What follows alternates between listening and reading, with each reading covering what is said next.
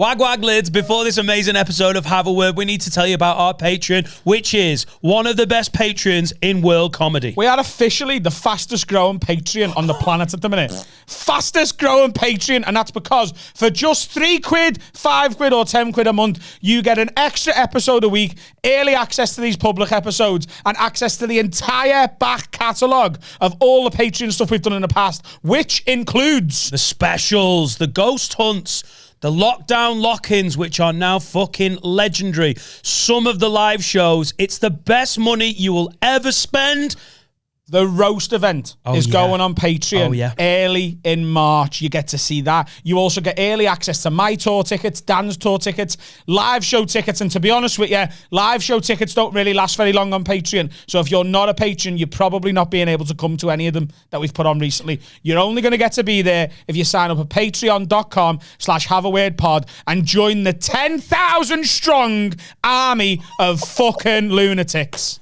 Megan. Wag wag leads, you're listening to the funniest podcast in the game with Adam, Dan, Sensei Cal and Finn. This is the one and only Have a Word. Brought to you by manscaped.com, the very best in below the belt men's grooming. Go Ed, get on me. Well, Dan, that hair transplant has done wonders. The worst thing is, like, I've got about as much hair as Dan in real life as well. Like, this is all extensions. I literally look like Frankie Kakosa with them all out. Vicky Pattison, back in the studio, drinking piss for breakfast. Oh, this is my supplement. I actually had a couple drinks last night. So did I. Did you? Well, the night before last, I went out to watch Liverpool play in the Champions League and was so unbelievably drunk. Yeah. Yesterday's hangover was horrific, and my cousin's fiance texted me and said, I'm in town, do you fancy a cura? Yeah. And that turned into another 10 pints. I feel like you're my spirit animal because I've done exactly the same this week. I went out for dinner on Tuesday after a big shoot and I was like, just celebrating. And then next thing I know, I'm like 3 bottles of wine in. A little bit closer. It's okay. No, it's okay. Next thing you know, I'm like 3 bottles of wine in. And yesterday I felt like a bag of shit. So I was like, what makes you bad makes you better. Next thing you know, at 1 o'clock in the morning, and I'm like, oh no, I've got work. So it's piss today to try and make me feel. What is it? Is this like a Barocca style thing? It's sort of a Barocca, but it's like Barocca on speed. Right. It's like double. Is it just Barocca and speed? Is that all it is? Is that why it's this like Scouse supplement? I'm having a lovely time. Where did you go? You've been in Manchester? Yeah, so I was in Manchester on Tuesday. It was lush. Went to Rosso, and then 20 Stories. The 20 Stories up one. Yeah. And then yesterday I went to see my mate in Bolton. Okay. So a nice little tour of the Northwest this week. Bolton. Aye. That's an experience, isn't it? I actually had a lovely time there. She took me to a nice local pub. She's got like a young baby and stuff, so we just sat in the house and drank with the dogs. It was really nice. See, because you're famous, right? I can't imagine what it must be like. Because every now and then I walk into a pub in Liverpool and people are like, the fuck's this guy doing here? But you've been on almost every TV show that's ever existed. Oh, yeah, and what must happen in a pub in Bolton when the queen of the jungle comes in for a pint? It was actually, so I don't know enough about Bolton to know if I'm saying this right, but I feel like the area was mad middle class, mate. Like, I can see you looks going that's your Geordie coming out there. Fucking well posh round here. Bolton. The school across the road looked like Hogwarts. Yeah. And then like my mate was saying like, oh yeah, the people we bought this house off was solicitors. Like, that's all fucking posh to me, you know? Hogwarts and solicitors, it doesn't get much posher than that. So I was like, are you okay? So then when we went to this pub, it was full of like old posh people and no one had a fucking clue who I was. They weren't Geordie Shore fans, put it that way. Yeah, Ethel slut dropping in the corner. No, nobody really recognised us, I don't think. Really? I don't think so. I think one of the bar staff half clocked. Yeah. But she was being very profesh. Maybe I just wanted her to think. Maybe I think I wanted that. Maybe she didn't really. Yeah. You're just looking for one. I was just hoping. Fucking someone recognise me in Bolton. What have I got to do? Oh, there's nothing, no more TV for me. So you were on the couch not so long ago.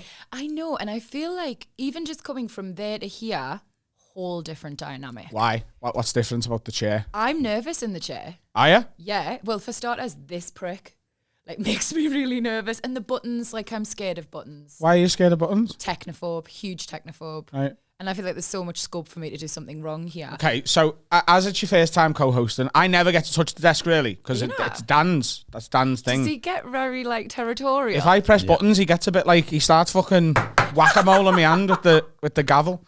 I can see him doing that. So the buttons are just there just in case, if I said something you 100% agree with, you could press applause. Okay. If I say something that really upsets you, you could say, "Ja! Upset me, nasty bitch." If we're talking about one thing and I take it in a random new direction, it's a little screech, turn the corner. Okay. That's the sort of thing. If I start telling you a sad story, you can press sad story and it'll put sad music in the background. Oh, that's actually beautiful, isn't it? So tell us about Bolton again. Tell us about no one recognising you.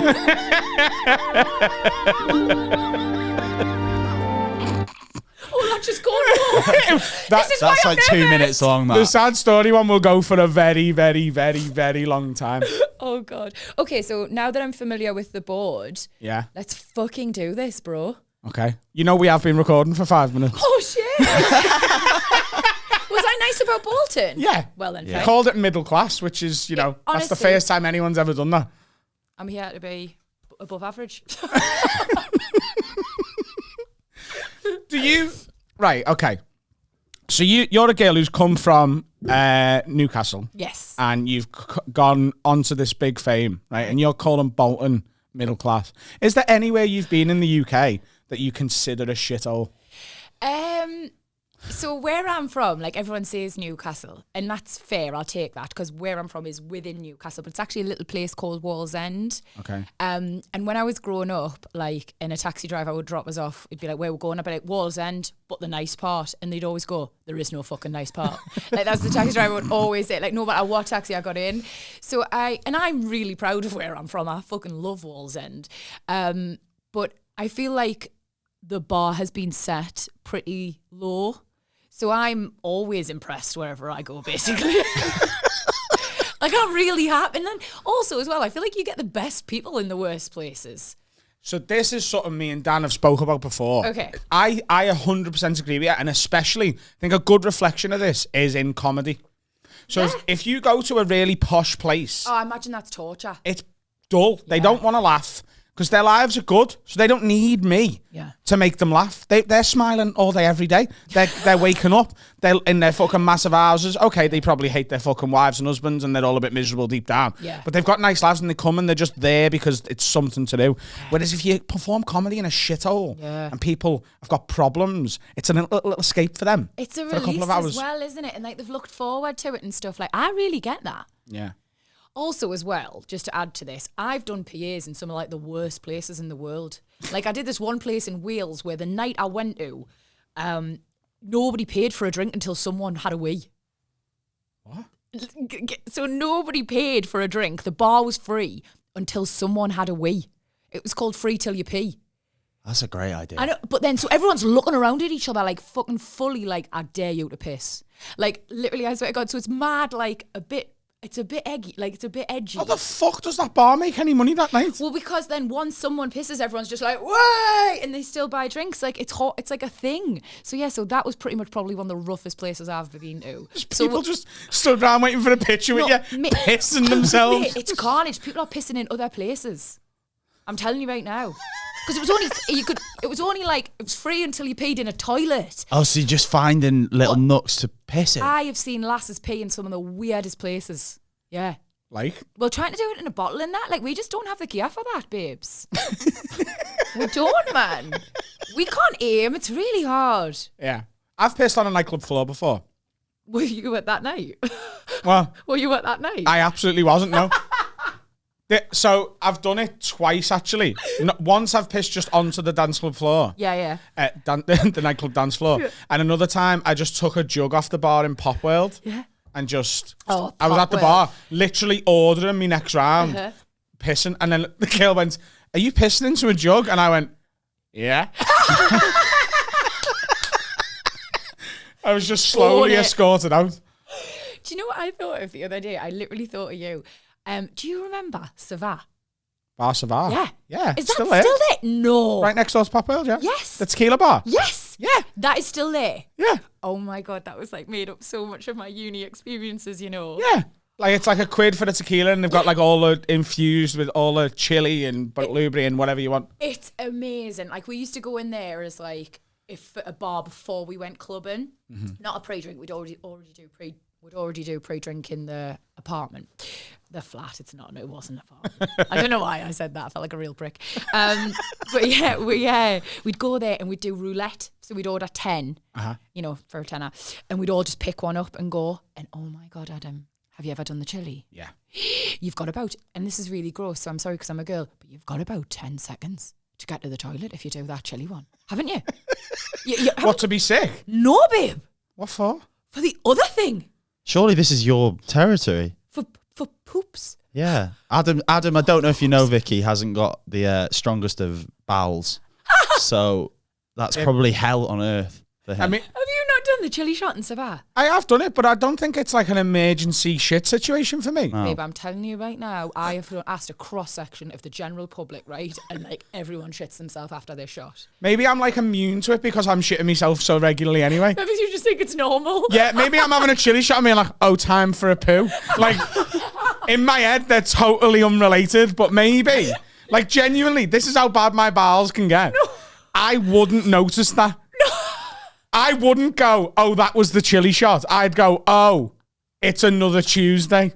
Like, it would not enter my head that those two things were related. Oh, babe, honestly, like, my bowels are okay, I feel like, especially after hearing that story. I think they sound bang average. Average bowels. It's the nicest thing anyone's ever said about me bowels. Fucking well average bowels, you girl. What's the average bowels on this twat here? Claws fall off. But yeah, honestly, going in there, like, you dread it, mate. It would be one of those things where the sweat would form on your brow and you'd know you'd had seconds to get there, like, charging through this fucking bar. It was horrific. So you're describing every shit I've ever had in public. So this is why it's just not related in my head. Like do you know when you need a poo, right? And you get like, it's sort of like, you know it's coming and you get like a little polite email from your bowels to your brain which says like, dear Vicky, we'd quite like a poo. Best regards. No worries if not. Best regards, your bowels. It's really nice, isn't it? It's like, at some point. Bowels are so polite. I love that. Mine are like airport security with an unattended package. It's like, clear the building. There's a problem. Who's this? It needs to be removed immediately. I can't go. Oh my God. So that's how I feel when I do the chili shot in Savannah. Yeah, that's how I feel after a thick shake. Oh, babe. So what do? Do you have to have special things in place? What do you mean? Well, like, obviously, if that's like general occurrence, I'd feel like you can only eat certain things when you're out. Do you always have to like, bring your own toilet roll? I don't know the rules. Okay, my bowels are fine. I don't bring my own toilet roll because most toilets provide it. Yeah, so I just didn't know if you were having an aggressive one, whether you're like a nice like 3-ply. Do you know what? I've never thought of it, but going forward, maybe I will start bringing some of my home Andrex with me. Yeah, come to me for poo tips. Vicky, I need a shit. What do I do, girl? Yeah, so I don't have to have special things in place. The dietary thing. Here's what's happened, right? I am almost certainly intolerant to loads of stuff. Definitely. But I'm not getting it checked because I don't want to be told I can't have cheese anymore. Yeah, I feel like that is so fair, though. Do you know what I mean? I'm absolutely with you. If a doctor says to me, you can't eat bread, then I'm going to just walk out the doctor's. I don't like going to the doctor's. Shall I tell? I've got a story, actually. So I think instead of doing it as a stand-up bit, I'm just going to tell you the story. Lucky me. Right? Okay. So something else you need to know. I suffer with the odd bit of health anxiety, constantly worried about, like, if I get chest pain, I'm concerned I'm having a heart attack, can't turn it off, right? Just to let you have to calm yourself and stuff. Yeah. Okay. So, been single since January, had a couple of casual encounters. He's been getting his dick wet, son! Aye. So, So Dan got in my head. I come in here and Dan goes, have you been wrapping Little Vinny up? That's the nickname for my dick, Little Vinny. Little Vinny? Well, my name was Vincent for the first week of my life. My mum changed it because it was old-fashioned. So he's Little Vinny. Anyway, he's like, have you been wrapping Little Vinny up? And I was like, all but once. And he went, that's still, you're going to get itchy. And I went, no, I won't. It's fucking fine. She was fine. But he got in my head, right? Because the health anxiety. Mom, isn't he? He's the dad. He is the mum of the group, It's actually. the The dad of the mum. group isn't even fair. He's the auntie of the group, right? He's the auntie at the wedding of the group. Don't be a fool, wrap your tuba. Like, I can see him doing it. So, this is about 6 weeks ago. Uh-huh. Friday night, I got a pain in my bollock. Oh. Not a bad, more like a feel. It was like I was aware of them. I knew where my bollocks were. Okay. Right? Which you don't normally do as a man, right? Are pains in your... obviously, I don't have balls. Are pains in your bollocks normal? Like, is that really unusual? Every now and then, you get a little twinge and you're and then it's just nothing. But this was like a bit more than that. Oh, it was I significant. I thought it was anyway, right? I'll spoil it. I got all clean. I'm a clean boy. Mama like that. Mama Oh, like no, I'm Preston Ball! Stop! Mama like that. No, I don't! Mama like that. Stop pressing it. Just leave it. I'm sweating. I'm clean. Mama like that. Mama like that. The backs of my knees are sweating. Oh, that was so nerve-wracking. So, I get the pain in my bollock. The next day, Saturday. Yeah. And I rang 111. You can't ring 999. You can't ring 999 and say, I had a pain in my balls yesterday. Because that's not... I don't think it's appropriate, is it? It's not an emergency. Nah. You know what I mean? So, the guy's taking me through these ridiculous questions that all seem completely unrelated. Like, he was like, have you got any shoulder pain? I'm like, why has that got anything to do with me bollocks? Aye. And he's like, sir, I know they don't seem related, but they are often related. So can you just answer the questions, please? Have you got any lower back pain? I was like, no. Such a job's worth. So he gets to the end of it and he goes, right, it is imperative that you see a sexual health professional within the next 24 hours. Your anxiety just goes whoosh. Yeah, so I'm like, right, he goes, there's a walk-in centre in Liverpool. Can you get there? And I go, yeah. Put the phone down. And then I got a bit paranoid because, here's the thing. Mm-hmm. I'm not famous, but I'm also, in Liverpool, I'm also not. I think Get you're being recognised. modest. Get recognised, sort of, if I walk around town for an hour, 10 times someone will be like, you're like, I'd love the podcast. And it's never like a massive thing. Fucking more than happened to me in both. So I'm like, right, I'm going to get recognised going to the sexual health clinic here, and I don't want that. So even though it was a sunny Saturday afternoon, I put a big, thick hoodie on, Oh, no. a cap, and sunglasses. Like Sweating your tits off. like a fucking A-list celebrity going like to a restaurant and trying to get away with whatever. Felt like such a twat afterwards, right? Especially because I get to the clinic and it's also a normal walk-in centre. So my first thought was, oh great, no one will know what I'm here for anyway. But you're done up like the Unabomber, so... You fucking painted yourself up, mate. He's either got the clap or he's there to fucking blow the place up. So I'm like, oh, for fuck's sake. I walk in. Oh, we're getting a demonstration, folks. So the clinic is shaped like this, the whole thing. The front door is like here, right? And you walk in. And there's a massive desk here like this. And there's a woman sat here and a man sat here. I don't know whether that's getting picked up, but I will take a photo of it and put it in. So I thought, right, there's two people here. One for the walk-in and one for the sexual health. Oh, okay. And I thought, well, the woman in the corner, the discreet bit, that'll obviously be the sexual health bit, right? I feel like it was not. I went over and I went, I love you, all right? I said, hiya. So creepy. I was like, I need to get checked. And she goes, for what? Right? I went, just like full MOT. Let's just figure it out. I've got a pain in my bollock. And she goes, oh! And I'm not exaggerating. She did this on fucking purpose, right? She goes, oh! The sexual health clinic!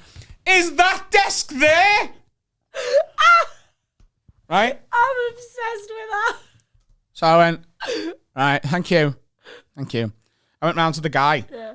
I went, hey mate, I need to get checked. And he goes, is it sexual health or walking? And I went, there is no way you haven't just heard what she said. There's people in Toxteth who know what she's just said. Like, you know what I'm here for? Yeah. Sexual health, mate. He goes, well, I'm really sorry, but it's 3:10 and we shut at 3 on Saturdays. And I went, mate, it's 3:10. I was told on the phone by 111 that I absolutely have to be seen within 24 hours. My health anxiety's going mental. Can you please do anything? I'll just do as a favour. So he goes, I'll have a word with the nurse, see if she'll do one more. Right? He goes out. He goes out, comes back in, and he goes, right, she's going to see you. What's your name? And I went, and he goes, what? I don't know. And he goes, what? And I went, right. So I was like, there's a fairly full waiting area. Yeah. They can't really see me. They're sort of tucked around the side. Because of your disguise also. 100%. They had no idea who I was. So I wrote it on my phone. I wrote my date of birth, my address, my name, and I just put it up against the perspex that he's behind, right? So he goes, okay, Mr. Rowe, go and sit down. I didn't even get to sit on the chair. My arse got about an inch from the chair. No. And the nurse comes out, Adam Rowe! Right? I'm like, right, fantastic. So I walk in. She goes, right, Mr. Rowe, what's been happening? I went, well, I got a pain in one of my bollocks, and I'm sort of very aware of my penis as well. I'm just aware of it. Someone's being a bit braggy. And I'm just... This story doesn't end braggy. Right? Okay. So she goes, you're aware of your penis, you've got pain. I was like, I've just got a feeling like I know it's there and that's not normal, but I don't know whether I'm being paranoid and I'm just constantly thinking about it. Because my mate said I'm going to get an STD because I've slept with one girl without a condom on. And I just don't know what to do. So I don't know what to do. And she goes, look, don't fucking worry, babe. She's like 55. She goes, what we're going to do, right? I swear this is all verbatim, right? She goes, what we're going to do, you're going to piss in this pot. We can't have the second bit of your piss. Has to be the very first bit of your piss. Give someone an accurate reading. So you're going to go in there and piss in that. You're going to come in here. I'm going to take your bloods. That's for HIV and syphilis. Oh and then what I'm going to do is I'm going to have a look at your knob. And she said knob. No, she didn't. I swear to Lucifer, she did. Oh. Right? I'm going to have a look at your knob. I don't think I've said knob in years. I think I'm too old to say knob. But this is a medical professional. Oh, no, you say knob, but yeah, not a medical... Like throwing the term around. Oh, my God. So she went in the thing. I went in the thing, did the piss, come back in, she took me blood. And she goes, like, go behind that curtain there, pull your pants all the way down. And then there's a little bit of sheet of paper that you can just put over your private parts. And I went, what's the sheet for? She goes, for privacy. And I went, but aren't you going to come behind there and remove the sheet immediately? Yeah. And she goes, well, yeah, but this is just procedure. I went, I'm not using the sheet. Right? So I go behind. Don't know if you've heard, but I'm very aware of my penis. So I go behind. It's got like those gynecology stirrups, right? Oh my God, they're so terrifying. But I thought I had to put my legs in them. No! Right? No! So I'm sat there. So your little bum hole's out. Yeah, I'm right. dying. You didn't fart, please say you didn't fart. No, I didn't. I've got my legs up. And it wouldn't have been a fart with this one's bowels. So I shouted, me knob's out, because I'm now trying to like play into it, right? I went, me knob's out. She goes, okay, I'll be back in a minute. And I went, what are you doing? She was like, I've got to send an email. No. Right? So she's on a computer typing away, and I'm like, so I'm just laying here, just waiting to be seen. Little Vinny in the cold and that. She comes back, right? Oh, I'll never forget this, right? So she comes and she's looking at it, but from like my arsehole. Like she's right at the end of the thing. And she's just like, and I'm looking everywhere but at her, right? I'm just like counting the fucking tiles on the ceiling, like, like just trying to do everything possible but have a conversation with this woman. Absolutely. And she's going,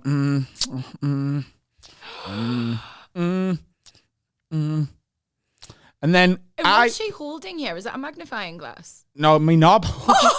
Right? Tight that. She doesn't need a magnifying glass. That's rude. No, I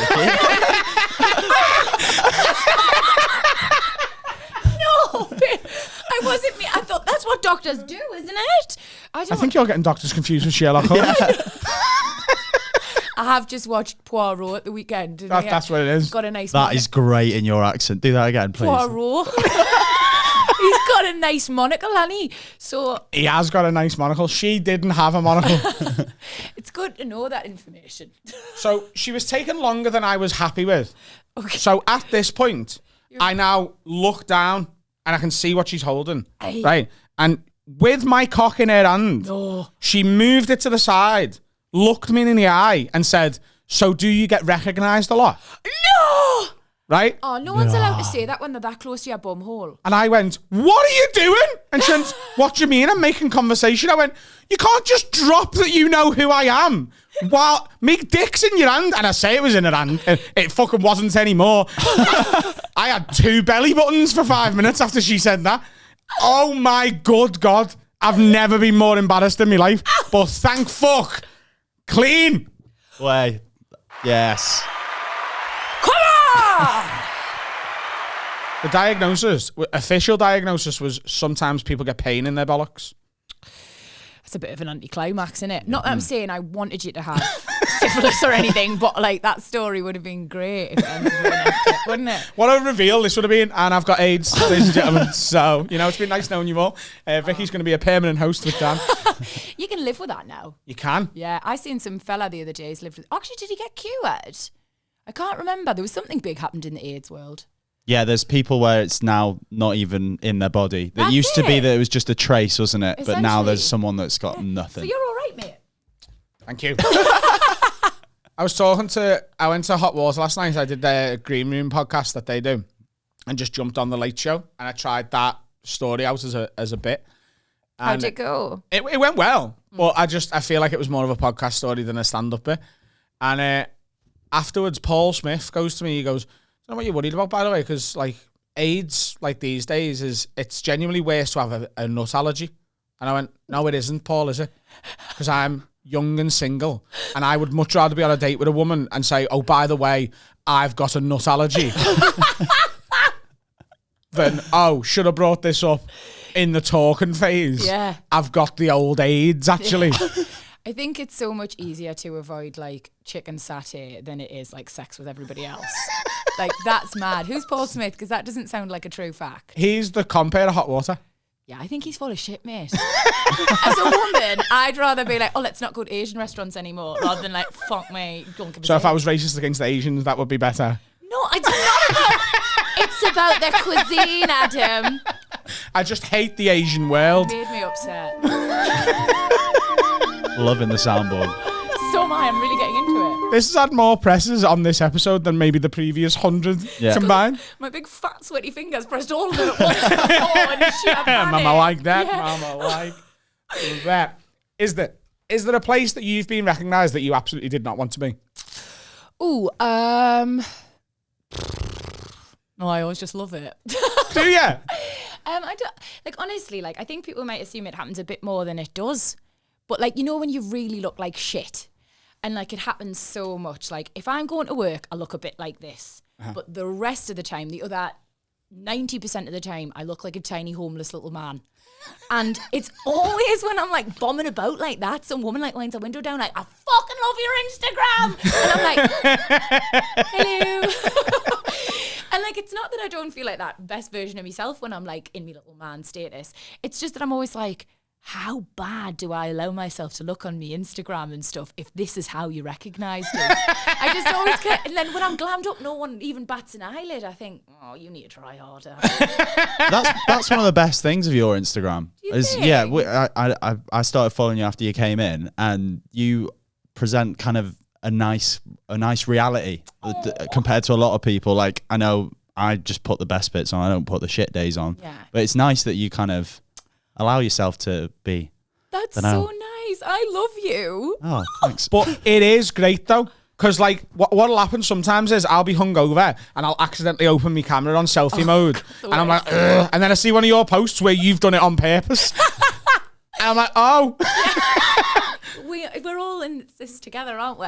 I sort of think it's nice to show both sides of the coin. Like, I know I whinge, I complain, but like, honestly, for years I was going on social media and actually just being made to feel worse about myself, mate. Yeah, like, yeah. All these perfect women and perfect men and perfect lives and bodies, like, you just feel inadequate, don't you, when you're on it? So I sort of thought, if I'm feeling like this as a 30-odd-year-old supposedly secure woman, then what's like a 20-year-old lass feeling, you know, or a 20-year-old lad who hasn't worked himself out yet? So that's what kind of inspired us to do it a bit. But I've gone too far the other way now, and I am just a lazy cunt. The glam pictures are going to stop soon. It's going to just be the selfie. I'm hungover. Leave me alone. It's okay to feel this way. I'm not going to be like calling for the good ones back. Like, fuck this, Vicky, make it back, please. I'm engaged now. I don't have to, bitches.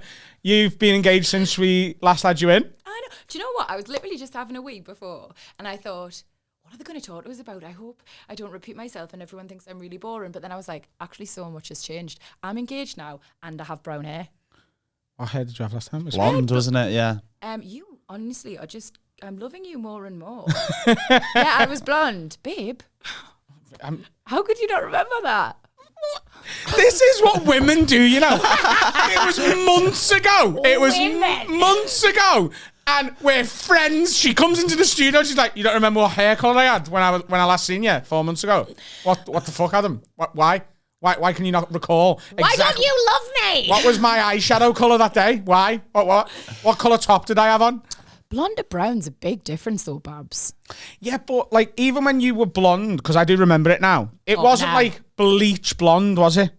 Well, I don't know. You might have to tell the front of me hair that because it's all snapped off. Honestly, I've got a mullet. A fucking mullet underneath all these extensions. It's incredibly depressing. I'd love to see you in a mullet. Honestly, if I get drunk, I will show you me mullet. It's so business in the front and party in the back. Sounds like such a euphemism. If I get drunk, I'll show you me mullet. It just meant me hair mullet. This part mullet. Tell us about the engagement. Oh, it was so lovely. Was it abroad? Yeah. Did I say it was abroad? It was in Dubai. And we'd had a really shit Valentine's Day. Mm-hmm. And I can say this because I put it on my Instagram and I told Erkan, like the restaurant knows, he knows, it was just crap. We like sat in this really fancy restaurant in London for 3 hours without getting anything to eat. What? I know. And we'd picked the later sitting anyway because I was like, oh, I bet you the first one's going to be chocker. And like, I get hangry, me. So I was like, let's go the later one and it'll be like a bit more chill. And it was still manic when we got there. But honestly, 3 hours. And the worst thing was as well, we'd ordered tuna tartare and beef carpaccio. Both no cook starters. That is another Geordie gem there. Both no cook. No. Carpaccio. Oh, carpaccio as well, yeah. Sounds like a fucking Geordie fullback from the 90s. David Ginola and beef carpaccio.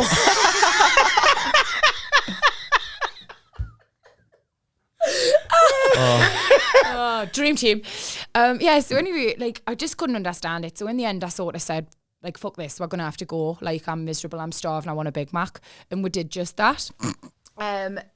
We got crisps and everything on the way home, and we had a bit of a laugh. We made it something. But when we got to Dubai, like, went to this restaurant and there was like rose petals everywhere and like champagne. And Erkan, the sly old dog, and I didn't really think he had this in him, bless him, because he's many things, but like a romantic is not one of them. Right. And he went, oh, it's because Valentine's Day was a real letdown. And I so fell for it, like hook, line and sinker. I was like, oh God, babe, this is so lovely. And we drank champagne and we ate calamari and like we had a bit of a kiss and it was super lovely. And then when the sun set, he said, she'll go and take a picture in front of that big building there. I think it's the Burj or something. Yeah. All the influencers do it. Felt like a bit of a knob. But it was lovely in the end. So then we started walking and he started telling us how I was his best friend and how we'd been through loads together. And I went, are you fucking going to ask me to marry you? And he went, shut up, man, I've got a speech.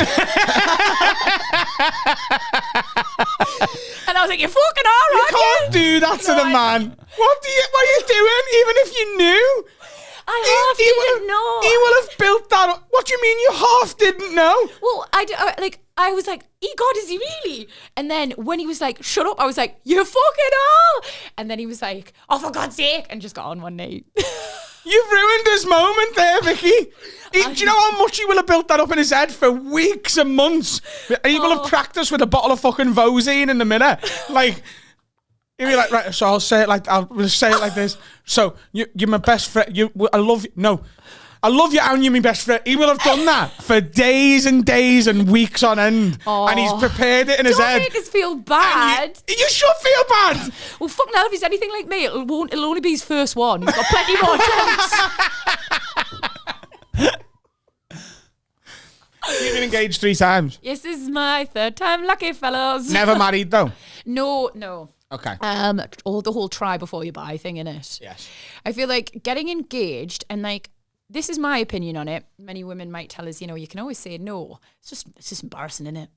Like, say no to the just say proposal. no. Like, I almost feel like, when someone's gone to the trouble of getting a ring and they're fucking in front of you and everything, it's almost a bit like, oh, okay. There you go, Aircon. He's different, obviously. You're a bastard.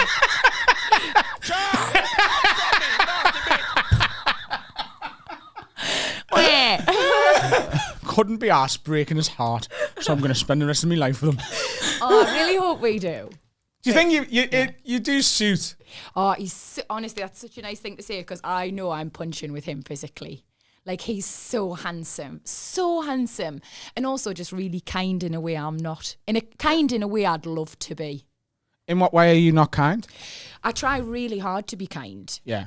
And wasn't when I was younger, and always hate that I wasn't. Yeah. Got really upset that I wasn't a good person when I was younger. And I don't know how it happened because I was brought up a nice person, I lost myself for a bit. So I've always endeavoured, since I had this epiphany moment that I wanted to be better, that I want to be kind and I want to be grateful and I want to be all those lovely things I appreciate in others. But I have to work at it. Don't get us wrong. Some days it comes naturally when you've had a good night's sleep and you're not on your period and you don't miss your mum, then it comes easy. But there's times where I have to work. Erkan is naturally nice, kind, lovely, thoughtful, all these things without even trying, and he makes me want to be better. Wasn't that beautiful? What a stop we couldn't. You've picked the right ethnicity, I'll give you that as well. Oh, you the same? I'm Turkish, yeah. Oh, babes. Yeah. I knew I loved him. Half Turkish, half Welsh. The dream combo. Is it? Yeah. Yeah. Dragons everywhere. Dragons and goats. Dragons and halloumi all over the shop. Shall we have a small little break and then we'll deal with some questions that we've had specifically for you? No. Okay, that makes me excited but nervous. Yes. Hit the button. Which one? The big red one. This one? Yeah. There's a disturbance in the force when it's me doing an ad read because I don't do this shit normally. But Manscaped have dropped a new ad. It's important. We love these guys. They've supported us, so support them. This ultimate package includes the amazing Lawnmower 4.0. Manscaped, the leaders in male grooming, have done it again. 2 million men worldwide that trust Manscaped with the new Performance Package 4.0 by going to manscaped.com. Use the code WORD20 for 20% off and free shipping. That's specific to the lids to this podcast. Inside this package, you'll find the Lawnmower 4.0 trimmer, Weed Whacker, ear and nose hair trimmer, Crop Preserver ball deodorant, Crop Reviver toner, Performance boxer briefs, and a travel bag to hold all your goodies. First off, the new Performance Package 4.0 includes the new lawnmower. This trimmer is insane, and I dare say the greatest ball trimmer ever. Their 4th generation trimmer features a cutting-edge ceramic blade to reduce grooming accidents thanks to their advanced skin-safe technology. It also has this amazing LED light, so if you're a maverick and you shave your balls in the dark, you can see where you go. And as I said, the Weed Whacker is amazing. It uses a 9,000 RPM motor-powered 360-degree rotary dual blade system. You get all of this kit within the Performance Package 4.0. And then seal the deal with Manscaped's liquid formulations. Their Crop Preserver ball deodorant for before leaving the house and the Crop Reviver ball toner. Manscaped even throw in 2 free gifts with every Performance Package 4.0. Get 20% off and free shipping with the code WORD20. Treat yourself. Go around the house, see what else you can shave. But shave everything. Carl, can you shave pets? Don't shave you pets' balls. Just use it on yourself. 20% off plus free shipping at manscaped.com using the code WORD20. Aight? Okay, we're back, part 2. Vicky, we told our Patreons that you were going to be coming in today. I want to know whether we did this last time as well, and we had some specific questions for you. Yep. Normally Dan does the prep because he's not here. I was meant to do it, so Finn did it. Oh, bless you, Poppet. It's all right. It's a good thing you're here. So we had loads of questions. Harry's narrowed them down. So I've picked a couple here. This one's from Ryan Moorhead, I think. Okay. Don't be a dick, Ryan, please. And it is, what is one of the weirdest things you've seen at an after party? Oh, right. So it's weird that he's mentioned this because I was literally just driving through Manchester the other day and someone reminded me that this happened. I went, I've stayed at them apartments before, I'm sure. And it was my mate, Scotty Thomas, and he went, yeah, we did. We had a wild one there, didn't we, Vic? And I was like, yeah. And he was like, do you remember the lad who'd just been on X Factor? And I was like, no, I can't remember him. He was like, yeah, he turned up, came in and started singing his song for all. And like we were all absolutely mortal. This is about 4 o'clock in the morning, and this fella's just giving it like I'm Simon Cowell. And honestly, I remember we all just sat there like eating Doritos, watching him, like half mesmerised, half traumatised. What song was it? I can't remember now, mate. I think I've blocked it out. It was that horrific. Can't even remember who it was? No, nah. If you're out there, mate, fucking sorry. Has he got like to the final, or was he just on? No, I don't think, like, obviously I can't remember his name, so he didn't exactly make any waves, you know? Bless him. What do you think about, you know, if you're ever at a party, Yeah. right, when someone starts singing or getting a guitar out, is that a good thing? Or are you like, fucking hell? I don't know, like, I think with stuff like that, you've absolutely got to read the room, haven't you? And, like, if everybody's sitting there talking about their childhoods and that and planning fucking going to play tennis, you know it's not the right time to whip out your ukulele. No euphemism there. But, like, it depends. Like, if everyone's a bit spiritual and getting deep and feeling it, then why like, if the mood takes you, do a bit of Kumbaya. But, nah, I think across the board, I don't want to hear anyone do live music when I'm off my head. Fair enough. Don't. Go to a gig for that. I've only ever been to one concert, right? Have you? End of Whose? last year. Jerry Cinnamon. Oh, God, I'm not cool. Who's that? He's a Scottish folk singer. I retract my original statement about not cool. You're not cool. You're not cool. Guess where I went this year then? Where? Simply Red. Wow. Yeah, I know. Carl would have loved that. Would he? Yeah. I took me mum and my sister. We'd had the tickets for years because of the pandemic we couldn't go. And we finally got there and Mick Hucknall still would. You'd fuck Mick I don't Hucknall. think anyone would have back in the 80s, so I don't know what you mean still would? Yeah. Are you mad? He got all the fannies. Mick Hucknall done damage. Google it. I'm Shagged getting it. everybody. Fuck off. Mick Hucknall, top shagger. No chance. I'm telling you right now. I remember Martine McCutcheon telling us a story about Right, this. hang on. Still Right. would. Wait, Are you having a laugh? I stand by me. It looks like the ghost of Cilla Black. What are you talking about? And this is him back in the day. Stand Right, okay. by it. Now, I can actually It looks like believe that he did some yeah. back smashing back then. Do you know what? It's not about the aesthetic, guys. You need to stop being so superficial. It's about those silky, sultry tones. Right. Just pull that first picture back up. Right. Still so you're would. telling me you could look that face in the eye if you were single. So Erkan's gone. Yeah, okay. Right. He's left. All right. He's left. He's moved to Turkey because Racist. I'm not a racist. It's where he's from ethnically. He's moved to Turkey to help. He's running for government. Is right? he? I like So- his backstory. And apparently, like, Has he met someone else? no. So what's happened is they've come in and said, right, Alcina. go, look, right. A big part of when you're running for president is your sex appeal, and you know, like when they say to pop stars, Yeah. stay single. Yeah, yeah. So they've said that to him, And when they it's don't like let the gay ones come out as well. 100%. It's that, isn't it? So they've like, look, you're gonna have to, just fuck Vicky off. Once you're president, maybe you can, get her back. Yeah. But for now, no Vicky. You need to cut off all contact, and you need to allow Vicky to live her life. So I'm basically essentially getting some sort of like sexual rump springer. Yeah. Okay. And this is how I'm going to choose to spend it. And then you get offered a night with Mick Hucknall. Right, okay. So Because he starts a Patreon, and the £20 tier Yeah. of his Patreon is a one-night stand with Mick Hucknall. So if someone gets you that for your birthday, Good deal. you're telling me you would enjoy. Oh, yeah, if he was serenading us at the same time. I want to be sang to if I'm shagging him. So he's fucking smashing away, singing Holding Back the Years. I would prefer pleasure at the fairground on the way. boom, boom, boom. That's what I want to hear. It's got maracas in the bedroom as well. Oh, I want a fucking show. If I'm shagging a 60-year-old, I want maracas. So many of them today. So many. Fair enough. Oh, look at him, man. Oh, I kind of like him. I feel like, oh, grandma. He looks like your nan's mate, doesn't he? Yeah. Yeah, absolutely.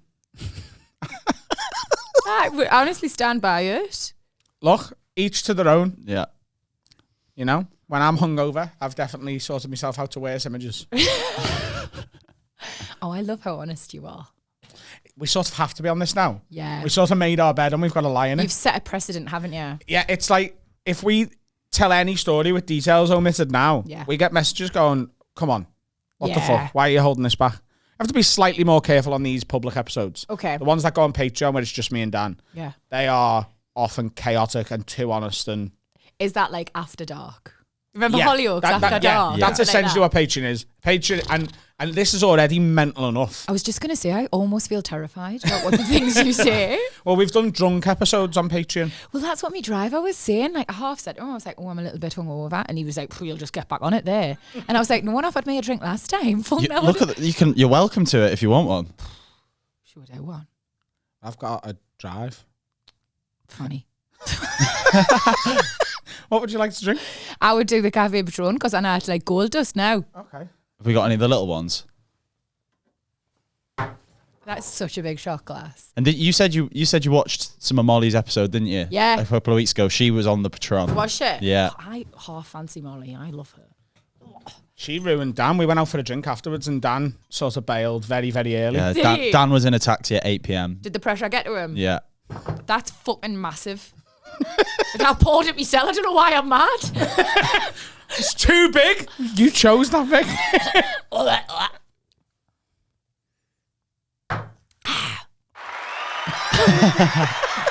Well deserved. You help yourself to that whenever you like. There is also beer in the fridge. You're more than welcome to whatever you like. Our house is your house. That's warmed me cockles. Oh, that smells really good, actually. Have we got another question? Yes. Finn? This one is leading on from the shocking club night you were talking about before. What's the one gig you've done in your career you wish you'd turned down? So meet and greets, TV, anything. There's a couple. So in terms of meet and greets, I remember going somewhere in Scotland, right? And the specific club shall remain nameless because I'm still scared. But I got egged. I got egged and someone threw a cup of piss at me. The cup of piss missed, but the egg hit. Wow. I know how Is bad. the same person who threw both? I don't know. People have got two hands, so it could have been. But I actually feel like it was a joint effort. If not, that's a mad coincidence, Yeah. isn't it? I also Two did- people just right after each other. Egg and piss. I think they definitely collaborated. Right. Yeah. What was that club you were at in Scotland a couple of weeks ago? Wasn't that one, was it? Foo Bar, I think it was called. Oh, I've done Foo Bar, like near In Stirling. Stirling? Yeah. Yeah. Yeah, I actually half liked Foo Bar. Yeah, we did. We Yeah, went I had a on good time. Portsmouth Stag Do. Yeah, It was it great. absolutely did not get egged in Foo Bar. No, we had the time of our lives, and Yeah. it was fucking great. Stirling's lovely. That's where I got my engagement ring from. Ah! I know. It is a lovely little town. I actually want to put a tour show on there. Really? Now that I've been there, it's really nice. The Scots can party. The Scots I loved it. can party. Glaswegians, I've got such an affinity for them.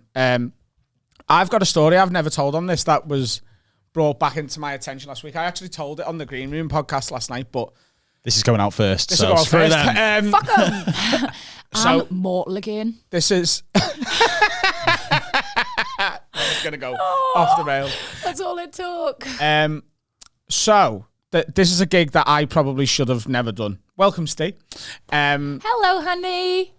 So this is about 9 years ago. So I'm like 2 or 3 years into doing comedy. And the reason I've remembered this story, there's a girl I've been talking to, and she told me a hair story of it, right? And then it triggered the memory that I'd done the same event. Okay. So she's not a comedian. She's, at the time, worked for a magazine. Right. And she was sent to the poetry night in Leaf on Bold Street in Liverpool. So they used to do a student poetry night every Right. Wednesday or Tuesday, whenever it was.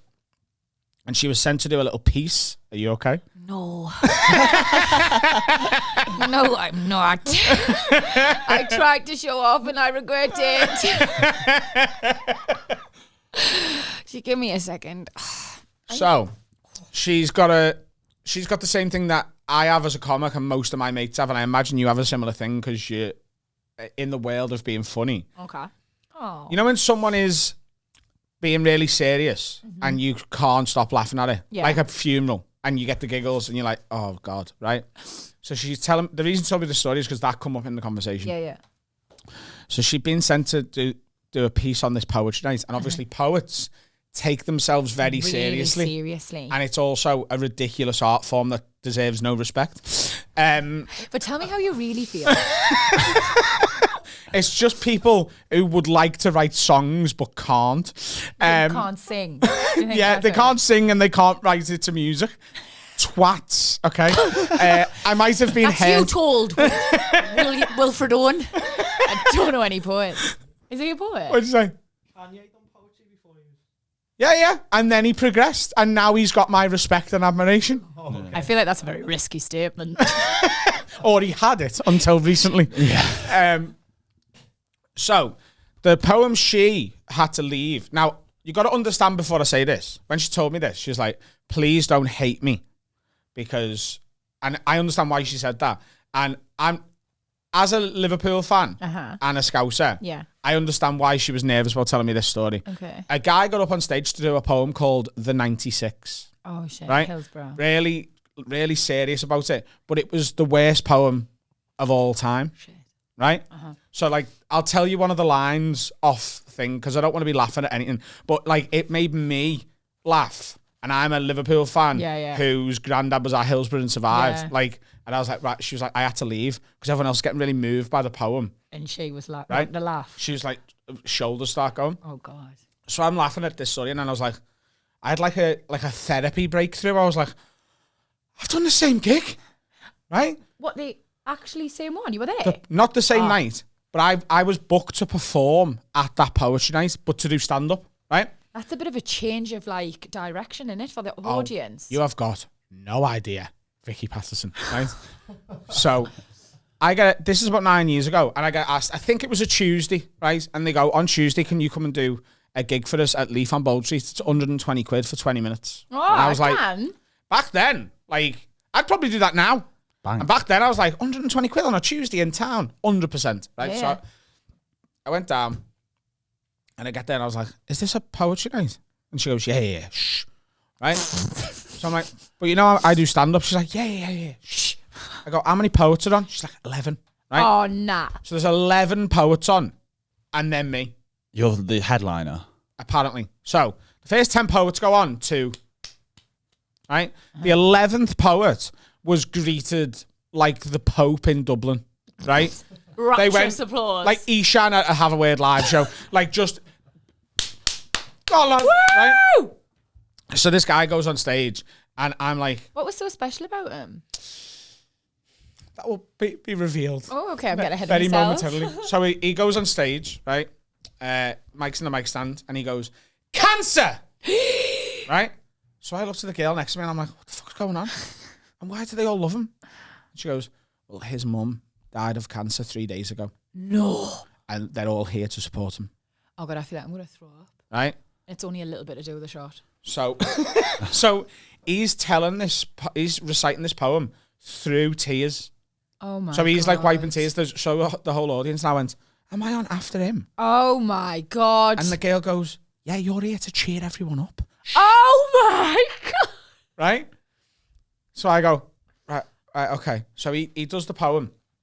Massive applause at the end. The MC goes back on. And when I say MC, he was a master of ceremonies. He wasn't comparing and doing crowd work. Yeah. He would go on and go, that was Keith and here's John. Yeah. Right? Literally. John. So he goes on at the end to bring the guy off. Yeah.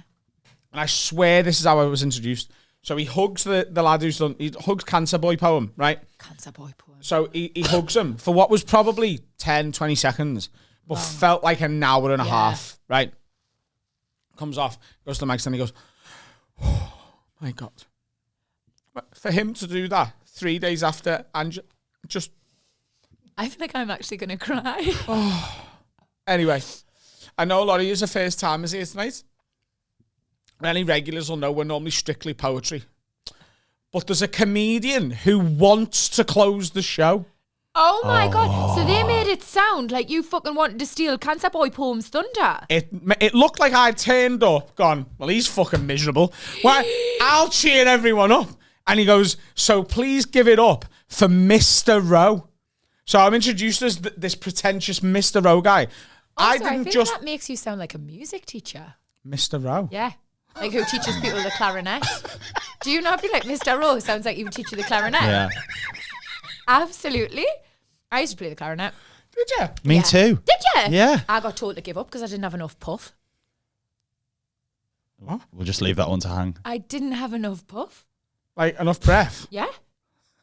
I'm asthmatic and I was fine. What the fuck? What's Are you wrong? sure you weren't just really shit at it? And they were like, oh, you haven't got enough air in your lungs. No, I feel like until you said that, I absolutely accepted that as the right excuse. But now I'm questioning myself. Fuck, I played a wicked Three Blind Mice. What a liberty. I'm actually questioning my whole childhood, man. Your whole Your life's a lie. It's a big part of hinged on your it. clarinet. I thought I was wicked. What was the dream? Clarinet player. Is that what you wanted to do? No, I don't know. My older cousin played the clarinet, and I thought I just wanted to be a bit like her. Yeah. That was. Did what you it have was. any dreams when you were a kid? Did you have anything that you didn't end up doing? What did you want to be? Oh, I changed all the time. Like when I was really little, I wanted to be a teacher because all the people I liked at school, they were teachers, you know. So you half like just, you know. And then after that, I wanted to have glasses because my best mate Jackie Anderson had glasses. It was a pretty big goal. Your dream Yeah, is to have What do glasses. you want to be when you grow up? I want to be hard of Steve, sight. can you make this dream come true today? Can I try them?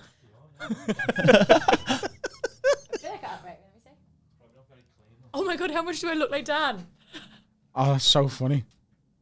You actually suit them. Do you think? Yeah. See, now you can see why it was my dream. Yeah. You look like a librarian with them on. Do you think? Yeah. A sexy one or just a normal one? A sexy librarian, but on a day off. Shh. But always on. You're not that blind still, yeah. So how did the poetry night finish? yeah. Did it So go as bad? I didn't just die. It was anger. But like back then, I'm talking like nearly a decade ago, I had no second gear as a comic. So if that was now, I would You'd come be out able of the to routine and be like, look, we all hate me.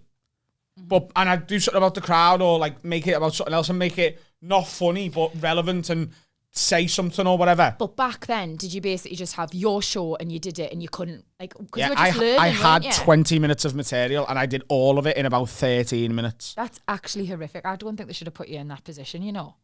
They didn't know. There were students who didn't know what they were doing. Yeah. But I left to like the sound of my own footsteps. Like they were not just silent, angry, but very luckily they'd paid me when I arrived. Yeah. The But then dream. I don't think they would have not paid you. Like, that wasn't your fault, babe.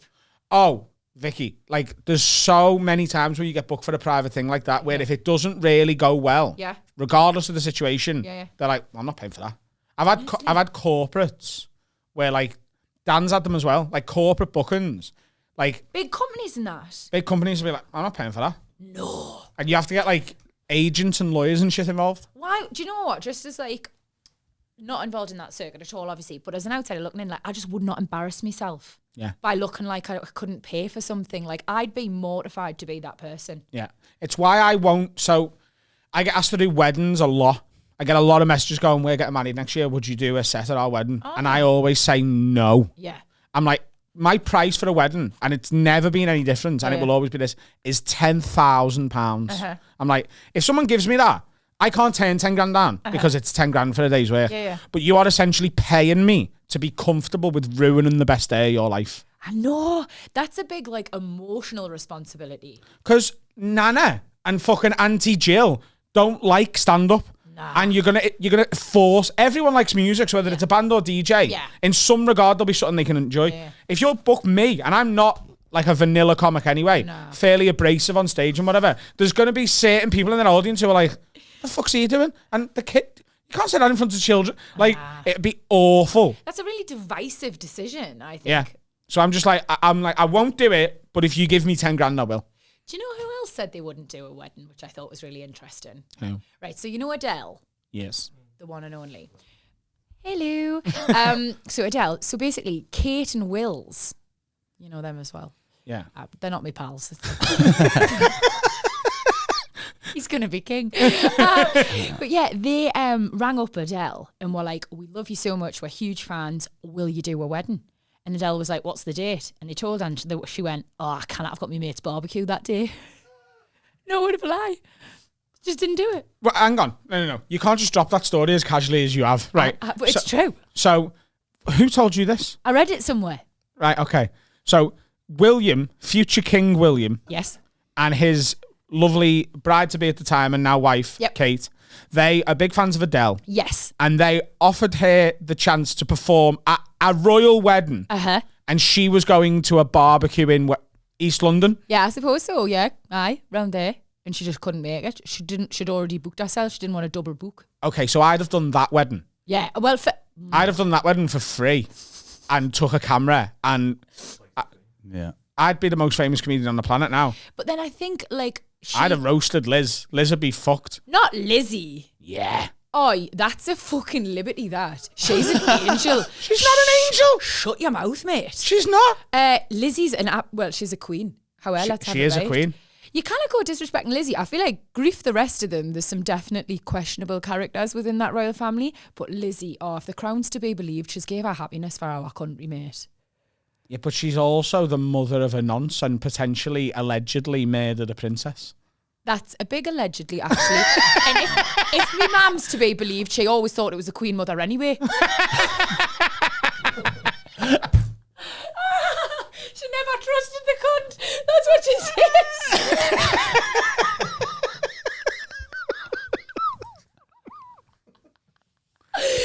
Are you a big fan of the Queen, are you? So it's not all the royal family. Like, obviously, I'm aware that some of them aren't very nice.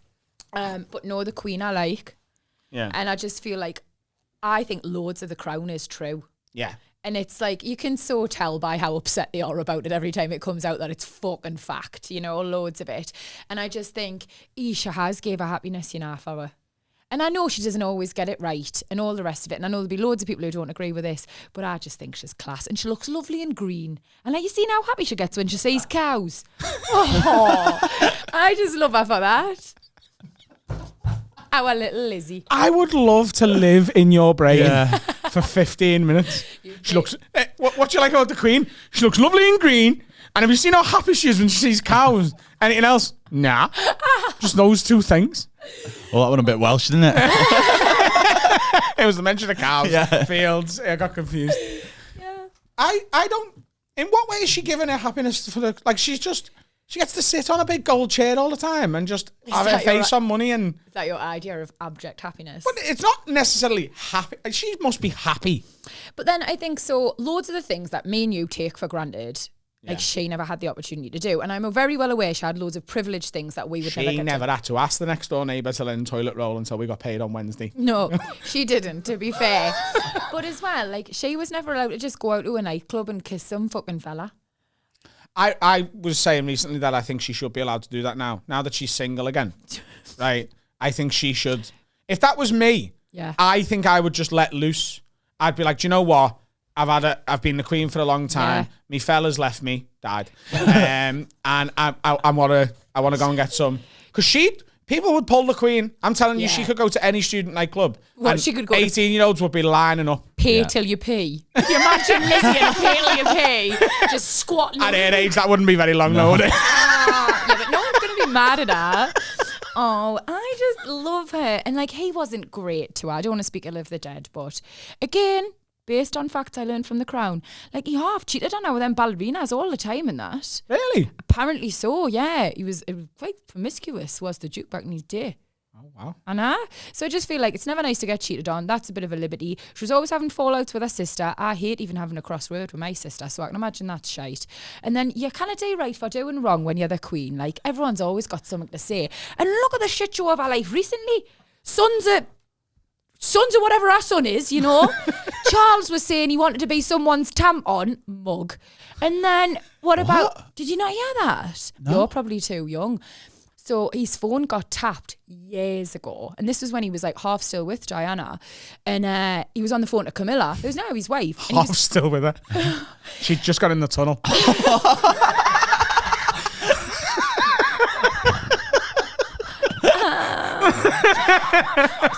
Nasty bitch.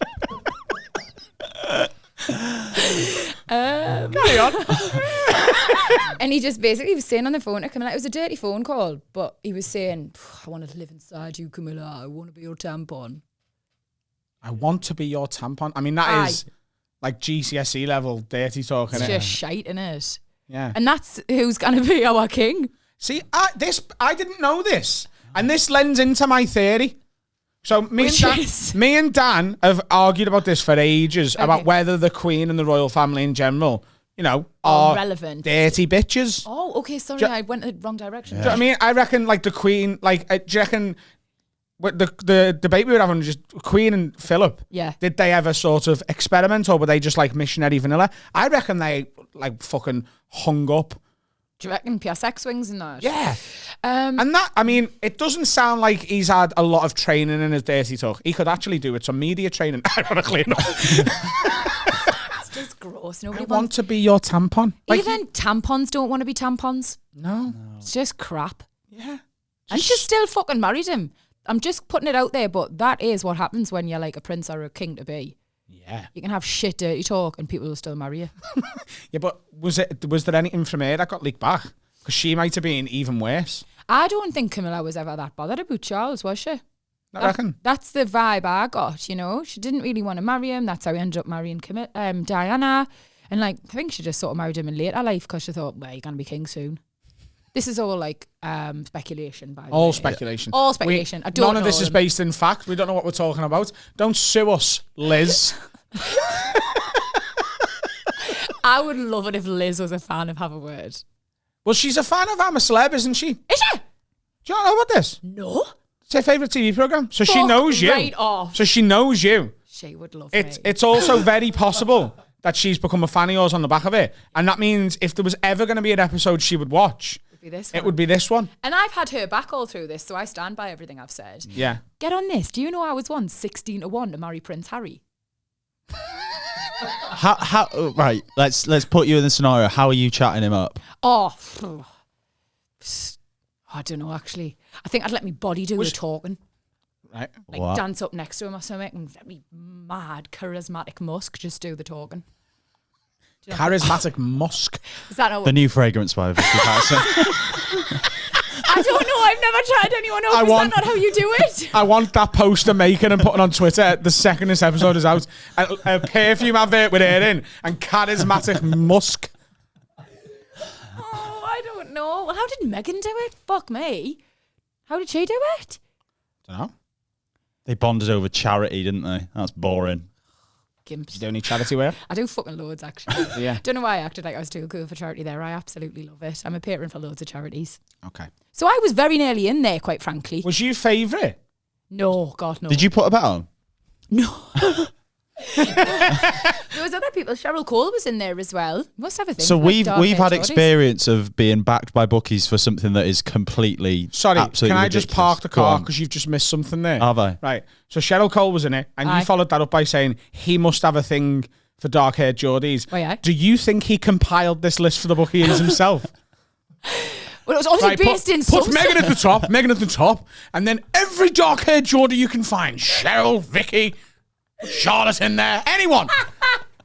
I feel like in my head it was definitely based in some sort of fact. Yeah. Like, You reckon they rang him? They rang? What's your type? What's happening, Harry lad? Yeah. Who are you fancying? Yeah. In my head, that's exactly how it happened. And he went, the bird from Girls Aloud, she's a lovely bit of kit. And then they went, the one who's just won the jungle, she's current. Me granny likes her. She already approves. I'm going to meet her at a pee before you wee, stew tonight. Job's a good one. Do you think you could have got on with him? Yeah, I would have got on with him. And I think I would have got on with the Queen. Yeah. Don't know about the Have you rest. met any of the royals? So once I was doing the Duke of Edinburgh when I was like about 15, and Sophie and Edward came to look at me Vicky Sponge, I didn't understand a word of that. You Vicky Sponge. like a Victoria sponge cake. Oh, right, okay. Fuck for that. I thought it was, I thought it was something to do with you. And a prince come down, look at a 15-year-old sponge. No, new. I thought that was a new allegation against Andrew for a second there. No, it was Edward, and he was a proper gentleman. Was he? Aye.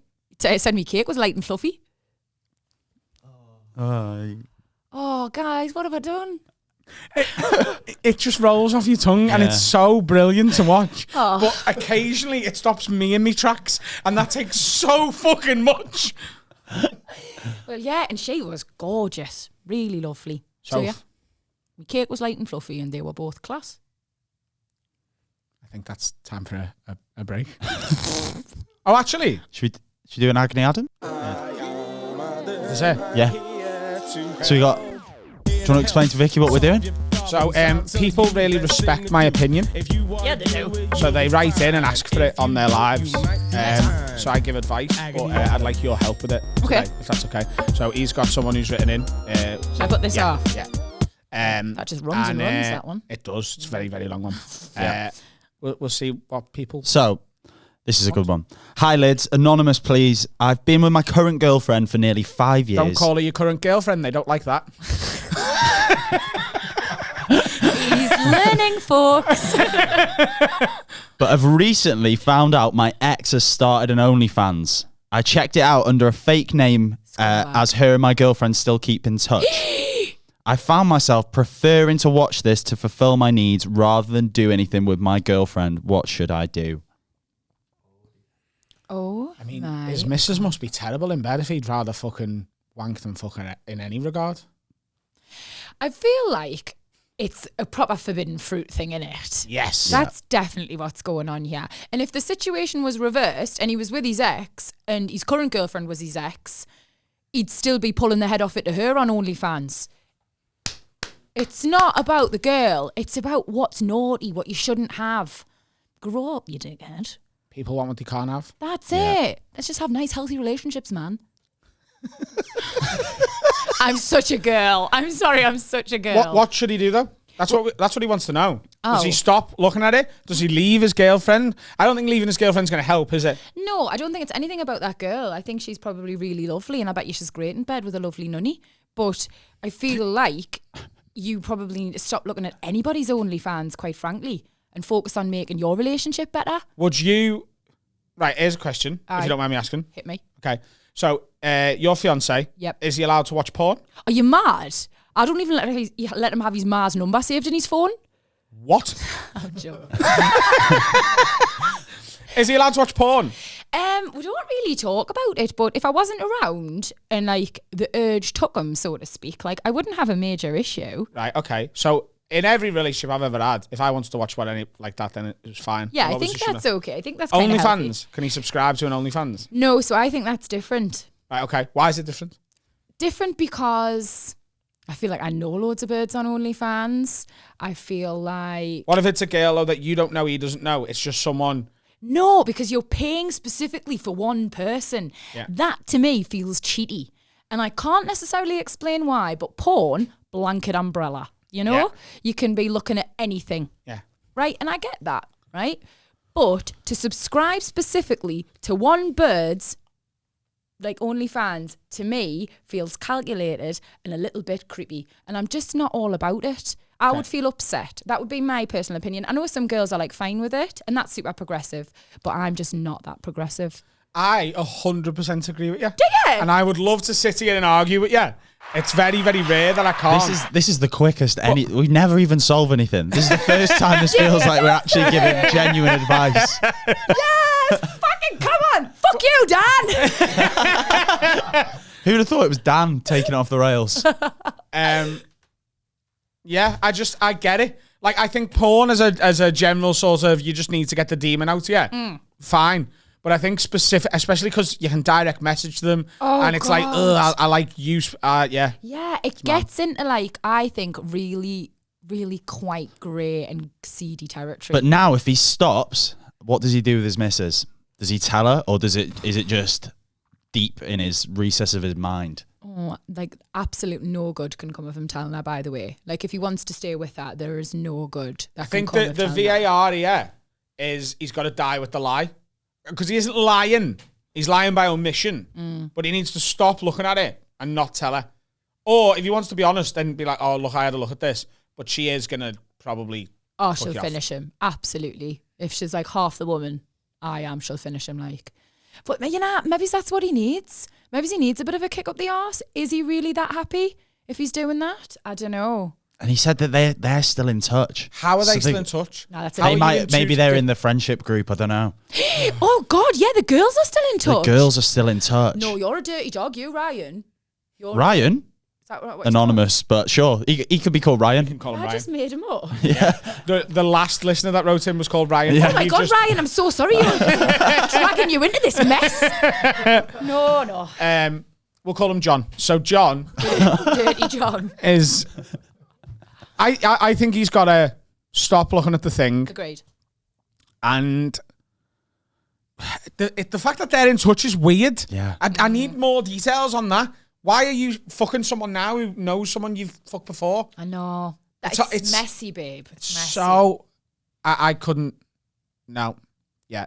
Swerve it off. Yeah. And I don't like telling people to lie. But if you don't lie, you're going to be single. So just know that that's a fact. Yeah. I think you have to be aware that if you tell the truth, which is always the best option, she's probably going to finish you. But then, start afresh, babe. Go out with someone potentially who isn't in that friendship group. Really broaden your horizons. Yeah. Try your next door neighbour or something. Oh, yeah. Something less close to home. Like your ma. Shag your own ma. That's our official advice, ladies and gentlemen. I'm subscribing to my ex's OnlyFans. What should I do? Shag your mother. Pound away at your mum's bag. Now we definitely need a break. What's happening, ladies and gentlemen? It's Adam here. I'm here to tell you about our brand new sponsor, and that is Stitch Fix. Now, as we all know, shopping can be an absolute pain in the arse. It's a nightmare, especially with shopping online. You order stuff, it comes, it doesn't fit. I've always carried a little bit of weight, me. So sometimes I go into a shop and I'm a medium. Another shop, I'm a double XL. It's a nightmare. I've never really been comfortable shopping online. I always send stuff back. But with Stitch Fix, I've found something that really works for me. The fact that on board as a sponsor is amazing for me. Now, do you ever wish you could just send someone shopping who knows your exact sizes, knows what you do and don't like to wear, and how much you like to spend on each item? That's what Stitch Fix is. It's a digital version of that. Stitch Fix is a service for both men and women, and it makes shopping for clothes easy.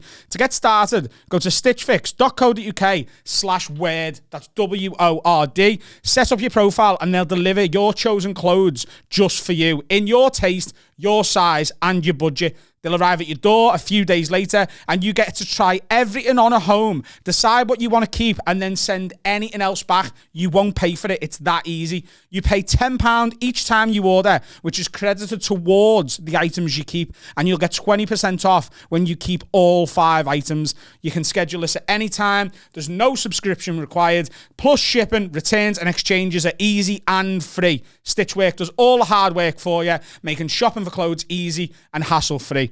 Get started today, stitchfix.co.uk/word. And remember, you get 20% off if you keep all 5 items that they send you. That's stitchfix.co.uk, not .com, and use /word, WORD. 20% off when you keep all 5/word. Stitchfix.co.uk/word. That's the website. Order some clothes. They're sick. Get back to the episode. Me gone. There you go. You're getting really good at that. Fucking smashed it there. Callum Oakley's here. Press the applause button.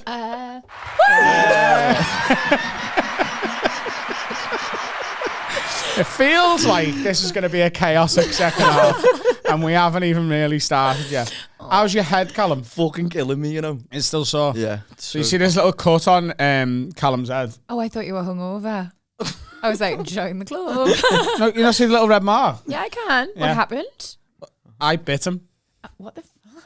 Accidentally.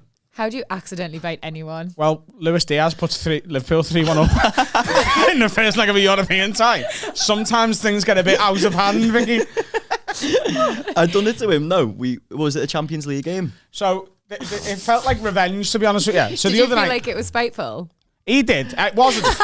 So the other night, Liverpool scored the 3rd goal, and we started celebrating, and he was jumping, and I was screaming, so my mouth was open, and he jumped into me mouth. That's And just your cut own his head fault. open. Terrible peripheral vision. Yeah, it was badly. But in the first time it happened, it was Champions League, wasn't it? When we played Roma. Roma. Yeah, a few years ago we on our way to losing the final. that was emotional. I jumped up and headbutted him in his I had a good black eye. eye for 3 weeks. Did you? Oh, but I half think that would have made you look a bit sexy, a bit rough and ready. Yeah. Yeah. Did you get loads of fanny? Yeah. For weeks, I've beaten them all off. And they were like, doesn't matter. Doesn't matter that you're 17 stone and you haven't lost the weight yet. It's the fucking black eye for me. That's exactly what they would have said. Wouldn't it? Look at his little scratch. I bet you're getting all the fanny as well. I'm not, you know. I think this might just be a Geordie thing, you know? Yeah, I do like a rough and ready fella. Yeah. Yeah, well then I don't know how I've ended up with mine because he's prettier than me. But like a guy with a black eye, is that like a turn on for you? Oh, I'd want to know how he got it. Would you? Yeah, my interest would be piqued. Put it that way. What's the best possible way you could have got it? Like imagine fighting a shark or something. Fighting a shark. Yeah. No, like protecting his woman's honor or something. Oh, so like Will Smith? No. Nothing like Will Smith. No. Like sort of in a bar and someone's pushed his bird and he's tried to like diffuse it nicely and then it's just escalated. So he's had to mediate it with his fists. Yeah. And lost because he's got a black eye. No, I should say the other fella. Even just that little story got me all hot under the collar. I'm toxic.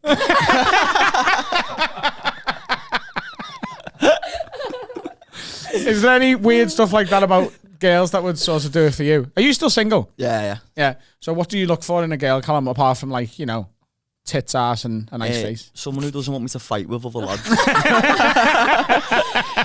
Fuck, I don't know how good you could have had it, mate. I've never had a fight in my life. Oh. Never had one. I punched a kid in the face once in primary school, but we both said ow. It was like a proper hurt me fist. Yeah, people don't realise that. Punching someone does really hurt your hand. Yeah. I done boxing for a bit as well. Yeah. That was not great. This is so masculine, lads. I'm so turned on. Oh, yeah. Vicky's so wet right now. In fact, my clothes are just falling off. Fuck off. Punched one kid once and, you know, I hurt my hand. did some boxing. What made you give up your dream of boxing? Just hitting people. So I had my first fight in like a month from like when I got weighed in, and then I put a stone on because I just didn't want to fight. So I was like the first kid who went boxing skinny and came out fat.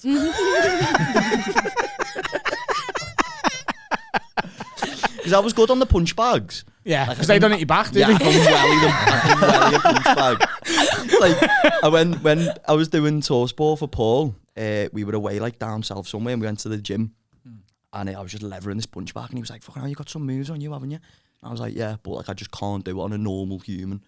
Like if there's a punch bag in front of me, I'll defend your honour, Vicky. Like, if that says something, I'll knock it out." Yeah. I would still fancy you for that. Would you? Yeah. I do look good doing it, you know. Do you? Yeah. It's a little cut. That's doing it for me. Isn't it? Yeah. Bite us again, Adam. Sexual chemistry in this room's electric. I can punch bags. You know what I mean? Have you ever had a fight? I've had loads of fights. Oh, yeah. Fucking world champion at one point, weren't I? You done the boxing, didn't you? What? You done boxing? I've done a charity boxing match. I've had fights when I was a kid. I've had fights in town when I was a bit younger. Yeah. Like when I've needed to. Mm. Yeah. Have you ever fought someone's honour, a girl's honour? No. I've sort of come close to doing that with exes when like, but my problem with it was always my ex who was causing the problem. So, you know when you sort of feel like, right, I want to defend you, but at the same time, I understand why they're angry. Like, if I was in their situation, I'd be calling you a cunt as well. This is all too familiar for me. Are you a trouble causer? I used to be. You've all seen Geordie Shore. Jesus Christ. I was horrible. I had such a mouth on his man. But I actually had the stuff to back it up. Yeah. I was terror. Yeah. Have you been in fights? Yes. I can't get in America. Can you not? No. What? You've been rejected? Twice. I've apologised loads. They don't fucking care. Did you punch someone from the fucking embassy? I knocked out Joe Biden. I mean, that doesn't take much, does it? You can just blow on him. Oh, he is frail. He's what? Frail? I thought you said unreal. Oh, no. Fucking Mick Hucknall and Joe Biden. Fucking some weird kinks, these, No, Mick. I've got some weird fetishes, but I draw the line at proper pensioners. Pray tell. Mick Hucknall? Chat? It's not a fetish. Owl ginger fellas? There's the fucking fetish, Adam. Chris Evans and Mick Hucknall, the absolute dream tag team. It's a big dick, Sam. I'm never getting back on this morning. Lorraine's fucking deleting your number as we speak. Oh, I love Lorraine. Is she sound? Yeah, she's class. We've had a question about Lorraine. Mate, this seems like a good timing. It was for Callum. Please ask what Lorraine Kelly smells like. This is important. I don't know why. Have you smelt Lorraine Kelly? I've never smelt Lorraine Kelly. I don't know why. It said for Callum. Please ask what Lorraine Kelly smelly. smells like. I feel like they know something that we don't, and you're being really coy about it. What did you do If to I Lorraine ever Kelly? smelt Lorraine Kelly, I would tell everyone. Me too. Me too. Don't know where that's from then. It's a fucking strange one, isn't it? Does she smell nice? I can elaborate. She's honestly great. She smells rich. She smells successful. Hang on, she smells rich as in like money or like a strong scent? Just like somebody who's really well looked after. Like good, you know when you wash your clothes in nice stuff? Like when that's expensive, like that, good perfume, nice products. She just smells great. I love her. Is that too much? No, That was it's the level of insight you bring to every question just blows me mind. You can tell she uses fucking bold, mate. Non-bio. None of that fucking biological shit. She's on the bold non-bio, telling you. Yeah, she sounds like a meadow. She sounds like a meadow. Sounds like... Smells. Fucking mental, you know. Oh. It's very, very rare in here that I'm the one trying to keep things on the tracks. Very, very, very rare where I'm like, guys, can we get back to the Lorraine Kelly point? Stop talking about what meadows sound like. I said smell. That shot, it's gone to my head. Ooh. Have another one. Yeah, what do you look for in a girl, Callum, apart from the usual stuff? I like someone who's like dead independent, does their own thing. Do you? Yeah. Yeah, that's Yeah. what I like. Because you don't want to have anything to do with them. Pretty much, yeah. I'll see you once a week. Yeah. And then we'll have like conversation. I can't like texting. I can't text. Yeah. I get so bored with texting when it's just like paragraph after paragraph. Oh, I'm a proper serial texter, me. I love a little Does cheeky me. text. I'm with you. Just call me up. Let's No. have a conversation. Oh, Oh God, my God. you're an Yeah. old soul for that. I'm with you, Callum. Oh, yeah. Yeah, Thanks, mate. 100%. Never call me Don't without texting me first to no. let me know you're going to call me, and then I can say no. Don't call me. What would you call me for? Don't ever call anybody, man. Never. But you're on the voice notes. I like a voice note. That's different. I didn't have to listen to the other person's side of it. It's all about me. That's such I'm a great talking, no one interrupts. I I was on him. It's fucking true, though, isn't it? You just have a nice time and then you put your phone down. Yeah, voice notes is like we said this very early on with Justin Morehouse. A voice notes are like having a phone call, but in your own time, and you can just like you can That's sort a of. nice way of looking at It's it. just it's well better. Calling someone is mental illness. What are you doing? I am very mentally ill. Yeah, I know. Well, then go and see a therapist and start I with tried, but she cancelled on me. this. You got ghosted by your Yeah, therapist. she went on sick leave after 2 sessions. Oh, Babs. Do you want to talk about it? We can therapist, Jen. Should we do it now? Is that the verb? We can therapist you. I don't think that's the verb. What is the verb? Therapize. That's I my would- guess. I would have just said, we're here for you. And then I would have done that face. That doesn't sound very professional, though, does Doesn't it? Is it creepy? it? We're here for you. No, I Yeah, it think does look a bit weird that. Like. is it because we both did it together? Join us. Oh, fine, then we'll fucking therapize you then. I'm thinking of going to therapy this year, but I just know I'm not going to have any respect for them, so I'm not going to listen to them. Do you know what I mean? I know what's coming. I know they're going to be like, and that means this, and I'll be like, you don't really know that though, do you? Because I've lied to you since I've sat here. So. But if you go with that attitude, you're just wasting your money and their time. Yeah, but at least I'll get to say I'm in therapy, which is what all the cool kids are doing these days. Yeah, but all the cool kids are just actually working on themselves, hon. Oh, wow. Have you ever been to therapy? I go all the time. I'm fucking mental. All the time. I've got loads. I've not just got one. I've got two. And I've got a life coach. You've got 2 therapists and a life coach. And 2 personal trainers. How who did you half not get me call off your full. book that? That's my next one. Woo! Yeah, I've got loads, mate. Are the therapists for different things, or are they both just general therapy? So I actually see a couple. They therapize me. Not the right word. I just don't know what it is. As a couple, like they sit and listen to me as a couple. Oh shit! And then I have a life coach, and I have like 2 personal trainers who also act as life coaches as well. Right. You go to therapy, and there's a couple. Yeah. As in they're in a relationship. Yeah, married for years, man. And they. Are you talking about your parents? No, they're actually split up. No, sorry. RIP. Right. So they both sit there. Yeah. And you talk to both of them? Yeah. Do they ever disagree on the advice? All the time. They're Oh, great I love for it. that. No, they're great for it because... Did you find your therapist on Gumtree? Because this sounds dodgy as fuck. They're so famous, my therapists. Like, they're like celebrities in their own right. They're fucking Go on. sick. What are they called? They're called the Speakmans. They're amazing. They're on this morning. Oh my God, all the they're on time. this morning. They are mental. Yeah, no, They're insane. I've seen them. They're amazing. They cure phobias and everything. I started seeing them before I went into the jungle. And before I went in the jungle, I had issues, like control issues, anger issues, like cockroach issues, which is exactly what it sounds like. And honestly went on to win it. Like, I credit them with loads of stuff. They helped me become the person I am today. I've got loads of time for them. And therapy in general, mate. I'm such an advocate for it. This is not what you wanted to hear, is it? This is not on brand. I want to keep slagging them off if that's all right. No! Vicky, that's all well and good, but they look a bit weird.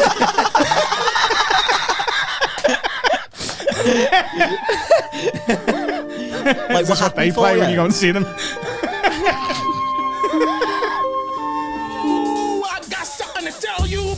Oh, that was the wrong one.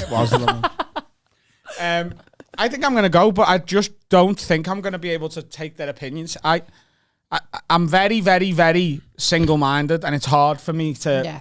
So I've got to find someone who I respect enough to listen to them, and that's rare. Yeah. But it's all about finding the person that works for you, isn't it? It's like anything. So you've got to find someone who is on your wavelength that just works, who you will respect and they will get you. And there's someone out there. There's someone out there for everyone. And it won't be week 1. It'll take a few weeks for you to find out right. whether you like them or not. You'll have to But don't separate go in them. lying. It's not ideal. Yeah. Do you have a therapist? I do. I love that for you. Thanks. That's a king fucking move, babe. Thank you.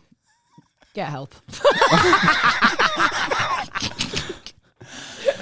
I think it'd be fun to go to a therapist, right? And make the whole thing up. Like, I know it's technically a waste of money and whatever, but I do think it would be fun to just see at what point they call bullshit. Like, how far can I take it? How far can my childhood have been ridiculous? What country could my dad have fled from? But you've told mental stories already. I know. And So I get away with it push with it. Dan. I get away with it with Dan. Dan thought I had a stalker. Oh, yeah. That was funny. Like, I reckon I can get away with it. I reckon I could sit opposite a therapist for a full year and come up with the most ridiculous story. And then right at the end of it, be like, right, no, let's just start again. And also that doesn't count, so you owe me a free year. Oh, I mean, whatever floats your boat, babe, but I just feel like it'd be better waste. Like, you could spend your time doing other things, couldn't you? Yeah, but it would be fun though, wouldn't it? Be a story. And if I tried to go in and just be me and sort stuff out, I'll end up lying anyway. I lie to MyFitnessPal. Everyone lies to MyFitnessPal. Everyone. Why are you losing weight? I don't know. This is a Cherry Coke Zero, MyFitnessPal. Oh, aye. Go. Yeah, I went on me run. Well, I need 5 more steps to hit me goal. La la la la la la la la. Why are you wanking off your phone? Because if you shake your phone, it adds steps to your stepometer. Does it? Yeah. No. Yes. Oh my god, that's sneaky. Took my babe. phone there for. Yeah, I'm doing it. I broke my fitness pal because it's like you should be losing so much fucking weight with the stuff you're putting in here, and you putting it on. Go on. it all in the wrist. I've not got as much practice, obviously. Fuck off! So is it the up and down, is it? You don't have to move your body. The audio listeners are going to be loving You just this. have to move your hand. Well, it's not going up for me. Yeah, it is. Fucking hell, it did. You're evil genius, by the way. I know all the tricks into lying to your phone. That was a good one.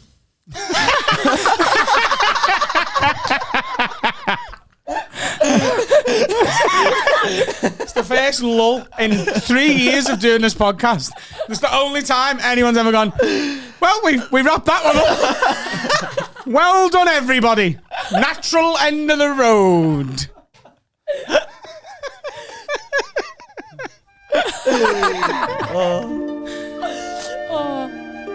There we go.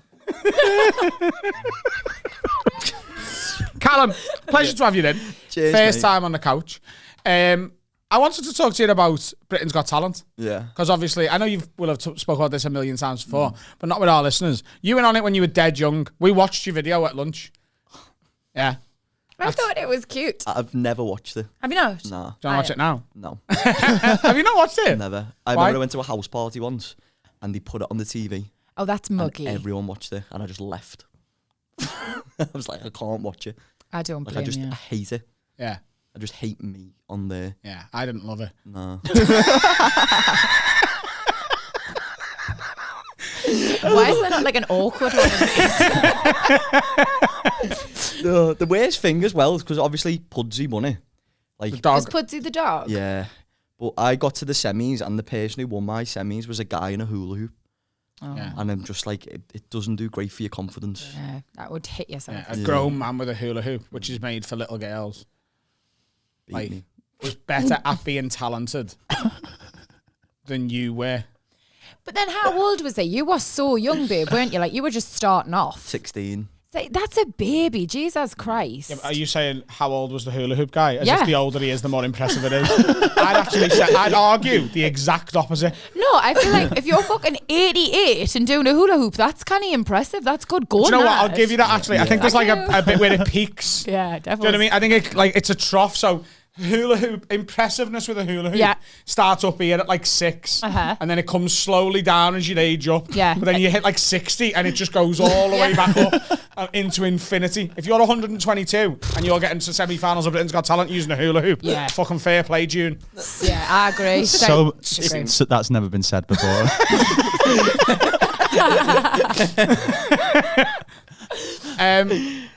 So you got to the semi-final, Yeah.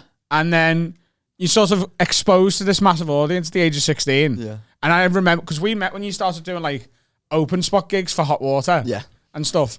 What was that like? What did you feel like going into the world of stand-up as a kid? Fucking stupid. Like, Oh, no, it Babs. was like because I auditioned the year before, and I never got through because you have to go to like the producers thing. Yeah. And I was like, okay, that sound because I wanted to like when you do stand up, you've got to start like under the radar, go slow, do all the shit gigs, build up, get better, get better. That's what I knew at 15. I was like, that's what I want to do. Yeah. And then the year after, they got in touch with me saying we're looking for comedians. Come down and audition. And my parents were like, well, you may as well. Like, you're not going to lose anything. So we just went, got through the producers, got through into the live stages and that. But it was just like, because I was 16, I was in sixth form. I was just never exposed to the world. So Yeah. I was getting like a lot of positive things, but when you're getting abuse at 16, you don't really know how to deal with it because, I feel like that's just horrible. That.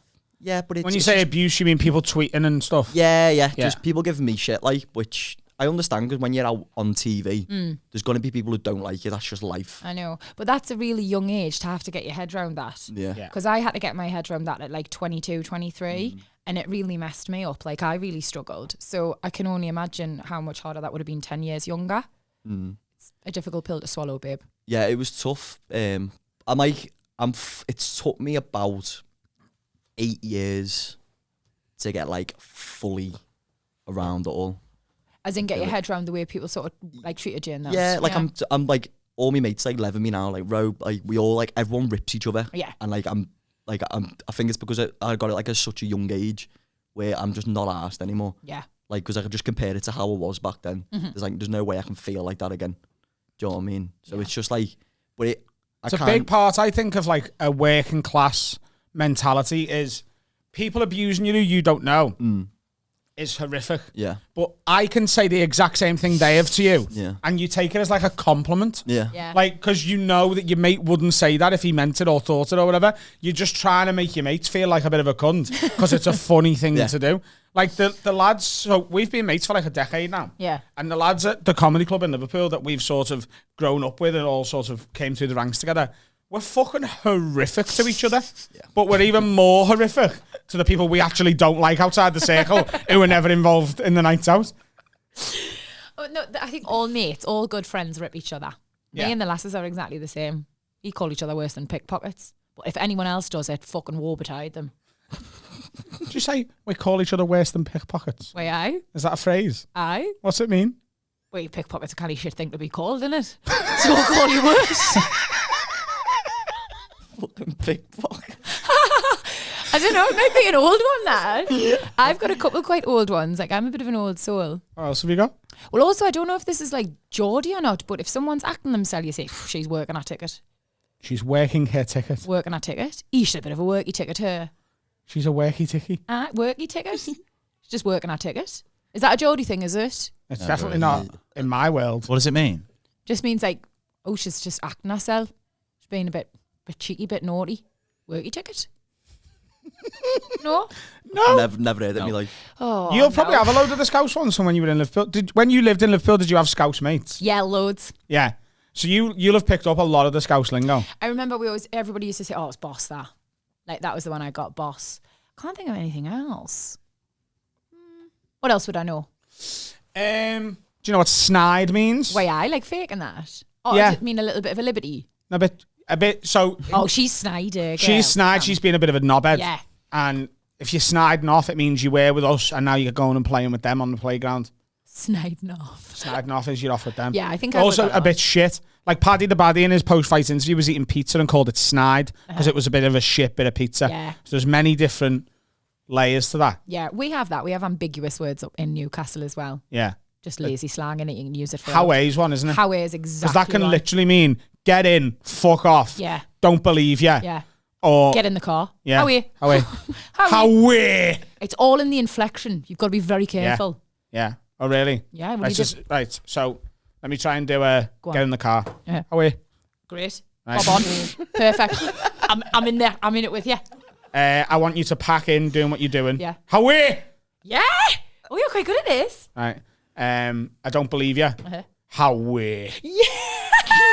Oh, you like part Geordie. He's very good at him. And what's another one? Yeah, football team have just scored. How we? What about your football team has just conceded? How we? Exactly. Bob on. Honorary Geordie, mate. As a proper queen of Newcastle, I make you an honorary Geordie. I don't know. Are you as confused as me as what's going on? How is the Geordie's version of... I know literally what's going on, but this feels like a fever dream. Well, have you seen Donnie Brasco, the film? No. So he like has to go and sort of infiltrate an Italian mob in New York, and like forget about it. Yeah. Forget about it. Like that can mean a million things. Geordies have that as their forget about it. Howie. How we? Are you any good at Scouse accent? Nah. Did you not pick it up? Oh, I did this last time, man. The only thing I can say is Grace and Katie. And I think I heard that Not too on... bad. I heard it on, what's that show? The one where the woman was under the patio. Brookside. That was the A one. Home in the Sun. Yeah, I heard it on that. So tell us, you've come out of Britain's Got Talent, Yeah. and you're going to the world of comedy, and then you sort of went off on one for a few years, didn't you? Like mentally, and Yeah. Took loads of drugs and that. took loads of druggies. Yeah, it was great. That was. Do you think that was a bad thing or a good thing? I don't know, but like I feel it was. I thought I had to come off the scene when I got booked for a corporate gig in Cyprus, and I was hosting it, and Stavros Flatley were on, and I was like, I don't really want to be doing these type of things. I just died on my ass. I used to get called Stavros Flatley in school sometimes. Or both of them. Yeah. You pull a picture of Stavros Flatley up, you'll sort of see where they were coming from. I think it's just basically, look at these creepy cunts again. I'm going to put a picture of them in the episode. Oh my God! Oh my God, you do it, you know. Which one are you meant to be? I think I was meant to be the little one. I hope so anyway. You do it, babe. Well, who's the... There's one who half looks ripped there. What? I think that's him now that he's grown up. Oh, is it? Yeah. Yeah. Oh, I'd tell everyone it was that comparison, mate. I was like, yeah. I like this guy. It's handsome fucker. Tell us what the drug is. They were just mental. Like, so my mate was in uni in Stoke. Oh my God. Stoke's got a uni. Oh, I think it's got like... Is it Stoke Trent Uni or something? Yeah, that's the one, yeah. I read a story in The Independent, right, on about Stoke. Only fucking story I've ever read in The Independent, right? So don't think I'm like being highbrow and out. But it was that, right, get on this. Do you remember Dust? No, I'm not joking, mate. No, I'm just laughing at the idea that The Independent is highbrow. Oh, is it not? It was It's just a normal paper. Is Yeah, it? it's just I thought it was really good. Anyway, just because it wasn't like the Daily Mail showbiz section, I thought it was highbrow. But anyway, yeah, so they read this thing, this drug called like monkey dust or something. I forget the name of it now. Anyway, it was manufactured in Liverpool by Scousers. And it was so detrimental to your health that Scousers wouldn't sell it to their own. Right. So they were shipping it to Stoke and selling it to people in Stoke, and it was making you like rip your scrotum clean from your body and that. Like these people turned, like they were like being admitted into hospital because they were like losing their mind, but had the strength of 10 men in that. They were brain nurses and everything, and that was Stoke. Did you take that one? I might have, because I took something that made me climb a gate. I'm telling you right now, you were on monkey dust and you still got your sack. Did it get caught on the gate? People were ripping them clear from their bodies, lads. Honestly, it was like an epidemic. So was it called monkey dust because it made people act like monkeys? I don't know if I've got that name right.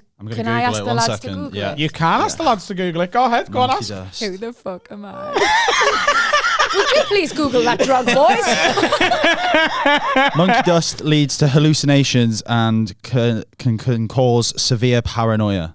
They're often trying to climb buildings and lash out at anyone around them. Yeah. I climbed like a massive gate and I fell off it and landed on my knee. Monkey dust. My knee just hasn't recovered since. It's fucked. You're lucky you've still got your balls, mate. Honestly. Yeah, Callum, look on the bright side. Your knee doesn't work, but your bollocks are still intact. Every cloud's got a silver lining. That has actually made me feel so much better. Come to me, hon. Vicky, you can put a positive spin on everything. Absolutely everything. Oh, my whole family died in a house fire. The dogs ran away. My car's up for renewal. I can't afford it. Well, look, love, you still got your bollocks, haven't you? On the bright side, Babs. And so the past couple of years, you've been opening for Paul Smith on tour. Yeah. That must have given you such a massive amount of experience now. And you're now going back and doing a lot more circuit gigs. Yeah. Because I hadn't seen you around for a while, which is why you haven't done this yet. Yeah. Because we're good mates, but you just haven't been in my mind because I haven't really seen you. But you seem to be popping up more and more and more now. Yeah. So you're doing more stuff. Yeah. Yeah. I just because I'd done the Britain's Got Talent thing, it was loads of exposure. I wasn't ready for it. And then I was like, I'm going to stop doing stand-up. So I got a job in retail. But where did you work? Worked in vans. Oh my God, yeah, okay, I can say that. And then... I remember when you used to get me 50% off. Yeah, I've still got it. Have you? It's kind of good, that. Box you off. Get a North Face as well. What? You just became even more attractive. I love a man with a cut on his head and a discount code for Vans. It was the North Face, actually, that did it. Oh, sorry. Fucking Vans, who do you think I am? Yeah, they are shit, like.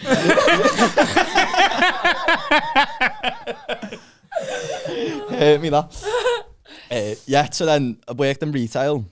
I got recognised as well when I was in there. Oh. Some lad was like, "Oh, you a comedian?" And I was like, "Yeah." He was like, "How's it going?" I was like, "Yeah, dead well." The job's in a size 7. Yeah. Just trust me, there's worse places to be recognised. Oh, God. It's from before. Oh, right, okay. You weren't here. We have a little PJ. Little PJ. Yeah, and then so I was like, I'll get back into it. So I started on the open mics again. But people knew me from the Britain's Got Talent thing. So it was just, I just fucking done everything backwards. Yeah. It was just mad. But I just got like so much experience. And I don't even feel like 26 now. Yeah. Don't feel like I've started yet. Yeah. Do you know what I mean? But yeah, doing the tour for Paul, like Paul's been great with me. Everyone at Hot Water, yourself, Paul, Binty, Blair, proper like looked after me, took me under the wing and that. So I'm just so grateful for that. And Paul was like, because he could have got anyone to them tours. Yeah. Because they were literally like the biggest theatres, the Echo Arena. Yeah. And he was like, yeah, come and do it. Yeah. So I'm just proper grateful for that. Do you feel like your confidence is growing again now? Because that must have been a bit of a knock that at such a young age. Yeah. I feel like I'm like near like 99%. Good. Do you know what I mean? Like I love that for you. Yeah. Thanks. You're welcome, babes. What's it going to take to get that last 1%? Where does that come from? Like when you look at the future, Self-love. What can come to make you feel whole again? Why do I feel like you're taking the piss out of me? What? I'm sort of taking the piss out of your life coach, if anyone. Am I bringing too much of a feminine energy to this podcast? You're bringing a very much needed feminine energy to this podcast, actually. Good. I've thought about getting a life coach, but I think I could just do it myself. I'm quite good. You know what I mean? Sounds I like the think right you are, approach though. to have, definitely. Like your confidence is like 1,000,000%. Yeah. Like you I don't think you need a life coach. Like you put your mind to anything, you'll do it. I think my life coach would be like, you need to calm down a bit, actually. Let's be realistic with these goals. Doing a podcast live show at Anfield is insane. It's not going to happen, Adam. Thanks, mate. Here's your money. See you later. That's what I need. I wonder if that's out there. I need someone to fucking pipe me down a bit. Is there like a reverse life coach? I feel like that's not mostly just your birds. Like your bird does that, doesn't you? I didn't know you knew my exes, actually. Fucking bang on, though.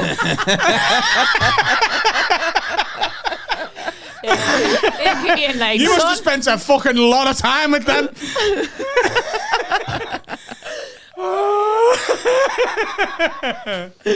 I think that could be a thing. Someone to just nag you. Yeah, just fucking simmer. Just, hey. Come on, the fuck. Carl's that for you, though, isn't he? Yeah, but not anymore. He used to be, but now because he's involved with this, and this is the man. biggest thing in the fucking arenas and shit. Now Carl texts me, he's like, "We're gonna buy a bar." Me and Carl are actually gonna buy a bar in Liverpool. oh my God, I would go. We're making that little speakeasy, little exclusive place. Fuck right off, so it looks like something else outside. Yeah. Oh, buzzing. What's your little secret entrance going to be? A garage door. Oh, I'm living for that. Yeah, I love them. Yeah. I went to one in, where was it? I think it was Cape Town once. And like, it was through a like little chocolate shop. It was it was the Duck's Nuts, mate. It was so sick. Duck's nuts. Yeah, Duck's Nuts. Class.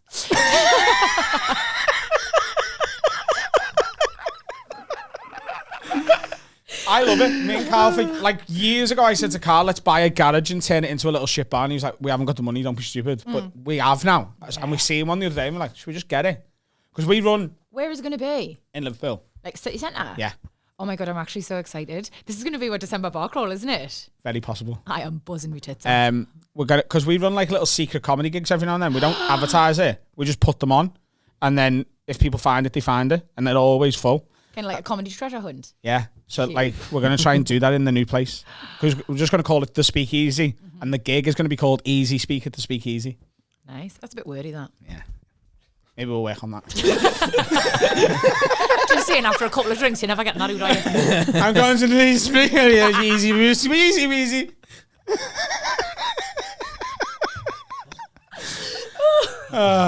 Right, let's have a break and then we'll do some questions. What do you want us to press? The one I've asked you to press 4 times. Every time we end the section. Big fucking red one? Yeah, the big fucking red one. Yeah. Bye. What's happening, guys? Adam here to tell you about our brand new sponsor, Athletic Greens. I have been using their products every single day for a couple of months now, and that's because I've been on tour. I'm getting home late at night. I felt like constantly tired and stuff, and I heard this was great stuff, and then they eventually got in touch, said they wanted to sponsor the podcast as well. I started using it. It is absolutely unbelievable stuff. If you want to know what it is, so with 1 scoop of AG1, you're absorbing 75 high-quality vitamins, minerals, whole food-sourced superfoods, probiotics, and adaptogens to help you start your day right. So I've been taking it as soon as I get up in the morning. First thing I do when I get up, I have a bit of this, and then I have some coffee, and I'm drinking less and less coffee because I'm getting a lot more energy and spruce for my day from this stuff. This special blend of ingredients supports your gut health, your nervous system, your immune system, your energy, recovery, focus, and aging. All things. Price-wise, it costs less than $3 a day, and you're literally investing that in your health, and it's cheaper than your cold brew habit. Athletic Greens has over 7,000 5-star reviews. The Athletic Greens founder was created when the founder experienced a ton of gut health issues and ended up on complicated supplement routines to recover. It cost them $100 a day. You're getting this for just $3 a day. So right now, it's the time to reclaim your health and arm your immune system with convenient daily nutrition. To make it all easy, Athletic Greens is going to give you a free 1-year supply of immune supporting vitamin D and 5. Free travel packs are with your first purchase, and all you have to do is visit athleticgreens.com/have-a-word. Again, that is athleticgreens.com/have-a-word. Take ownership of your health and pick up the ultimate daily nutritional insurance today. Back to the pod. Fucking smashed it now. Part 4. We're here for part 4. Now, Callum. Yeah. We got some questions from our listeners. They know you were coming in. Mm-hmm. Knew Vicky was coming in. Finn's done the prep because, well, if he didn't do it, no one would have. Finn? Yeah, so a lot of it we've covered, so I've gone for something a bit different. What is your best story with Have a Word legend Jamie Hutchinson? Oh. Last night's story was quite funny, actually. While you think of that, I'm going to tell them what Jamie did to you last night. Yeah. So last week, Callum went down to Hot Water Comedy Club with some new material. And there's always a risk with new material that it doesn't quite get a massive laugh. You know what I mean? It doesn't get, gets like a muted one rather than a big one, because it's brand new. It should still be funny, because any professional comedian, to come up with an idea, it's very rare that it's utter dog shit and gets absolutely fuck all from the audience, of course. However, Callum's a very special guy. And oh my God, Callum. What did you do? He just did a joke that just, when you see it, you understand why it got fuck all. Because it's so unbelievably badly thought out and not even really a punchline. And he did it last week, and it got fuck all, and the audience looked at him like he had 7 heads. What was that? Right? So Jamie Hutchinson, who is a Have a Word legend, you might have seen some of the clips that he put out from when he was on. We were hanging out yesterday, and he told me about Callum's joke, and Callum's laughing as he is now. Yeah. And then I paid Jamie Hutchinson £100 last night to go on and open his own set with Callum's joke. Let me guess. Did it absolutely slay? No, it got fuck all again. Okay. There's no comedian. Billy Connolly couldn't make this routine work. Is it dead now? Completely. Yeah. The pear space of 2022, never to be seen again. Fucking horrific. You cannot win them all, son. At least you've still got your balls.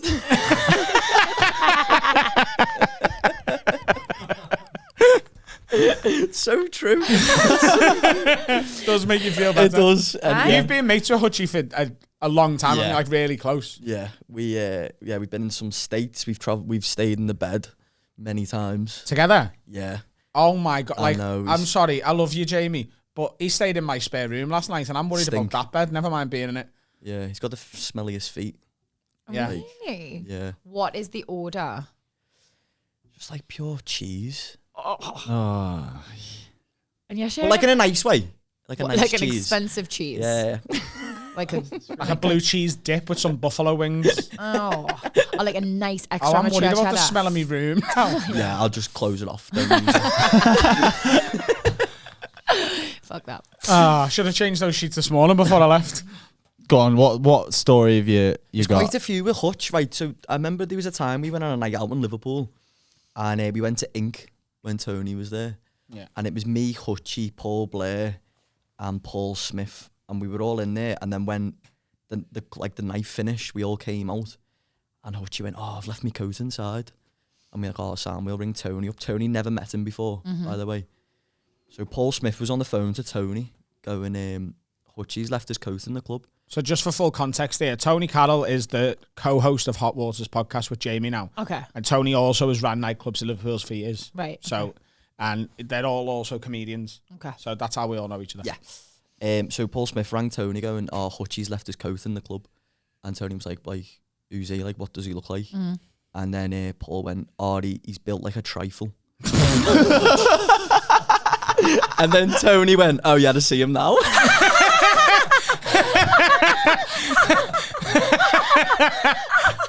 I need to know what this man looks like immediately. Is the telly on? The telly is not on. You can pop the telly on. Where's the remote? Here's the remote. Someone Google the trifle man, please. So this is a still from him on our upcoming blind date, which came out on Friday. Sign up to Patreon. Patreon.com/haveawordpod. There's Jamie. You need to get like a full bod shot. Tell you what, you might not think much. Custard beneath that. You might not think much of him now, Yeah. but in 50 years, you're going to fancy the fuck out of him. I'm gonna let you wear me like a hat, son. There he is. Oh yeah. In your jumper. In my jumper.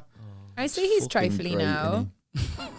I absolutely adore him, you know. He's fantastic. Yeah. Yeah, like you can have like the worst day ever, and then you'll talk to him. Like you could say your mum's just died, and he's probably had a worse day, and it'll just make you feel better. Just, you know, one of those He's people who's got like constant tragedy that he makes humour from. Yeah. That's what you're dealing with Jamie, and it's great to be around because it makes you feel really good about your own life. Yeah. And he gets us rounded. So Yeah, he's a good guy. He's a He good sounds guy. great. I'm not sure that's the healthiest like relationship basis ever. no, No. Sound what poetic. does the life coach think? Fuck. Tell me what they would think. I feel like you're taking the piss out of us again, quite frankly. I've already fucking told you I'm barred from America, so I don't know how you're working it. Got nothing to lose. Did you say we had a would you rather? We do have a would you rather. I'll have Let a me would you find rather, it. if you don't mind. Finn. So, One from the top. this is from Ben. Wag wag lids, a quick one, but a stolen one. If your toilet became sentient, would you rather it crave your shit or resent every second you were sat on it? The toilet. Yeah. So my toilet it's got emotions. Yeah, and it can feel. And it can feel. So do I want it to crave me shit? Yeah. Which would you rather? Can it talk? Yeah. Can it express its emotion? Yes. Let's say yes. It makes a noise. What the fuck am I doing here? That's so Making weird. history. That's weird, that one. Come on. It is weird. That one's a weird one, babe. It is a weird one. We asked for more mental questions a few weeks ago because we Oh, were okay. getting loads of the same old crap. So this is your fault. So imagine your toilet, right? I'm completely, like, I've got my head around the concept. It's just still mine. I can say, I know, babe. I know what it looks like. So, like, would you rather it be like, "Ugh," every time you shit in it, or unhappy? No, it's just nice to feel validated and desired regardless of the circumstance, isn't it? So I definitely wanted to crave me shit. Yeah, no one wants a whinging toilet. No, the fuck, it's like, just do your job. Fair enough. So What do you think, Callum? Well, does the toilet start shouting if you're not shitting enough? I think it's like groaning. Yeah. It's like it's either grunting, like if it's enjoying it, or it's groaning. Like, Horrific, that one. Yeah, I'd have a crave. you want it to want you. Yeah. Yeah. Unanimous on that one. Cool. We're solving stuff today. Next question, one that makes Vicky feel slightly more uncomfortable. Next question. I think we Vicky can relate to this in a Geordie way. This is mainly about being Scouse. So this is from the GOAT, Dan Johnson, or one of the GOATs. Hiya, lids. Americans build their whole identity on I'm Irish, I'm Italian, blah, blah, blah. Yeah. And it's perfectly acceptable for them to claim to be from that background. My dad was born in Liverpool, and my grandparents and all that side of the family are from Liverpool. I'm a Liverpool fan, a fan of Scouse comedy, musicians, and whenever I'm in Liverpool, just feel like walking around is who I am. I am, however, not a Scouser. I don't tell people I am, and I don't put on a fake accent. Can you please have a word with my mates who take the piss out of me because I am not a Scouser? So when I say boss or I wear a Scouse Republic hoodie, they say I'm pretending to be a Scouser. So how do you feel about people kind of, it's not cultural appropriation, is it? But does this happen in Newcastle? Do people like claim to be from Newcastle when they're not? Why?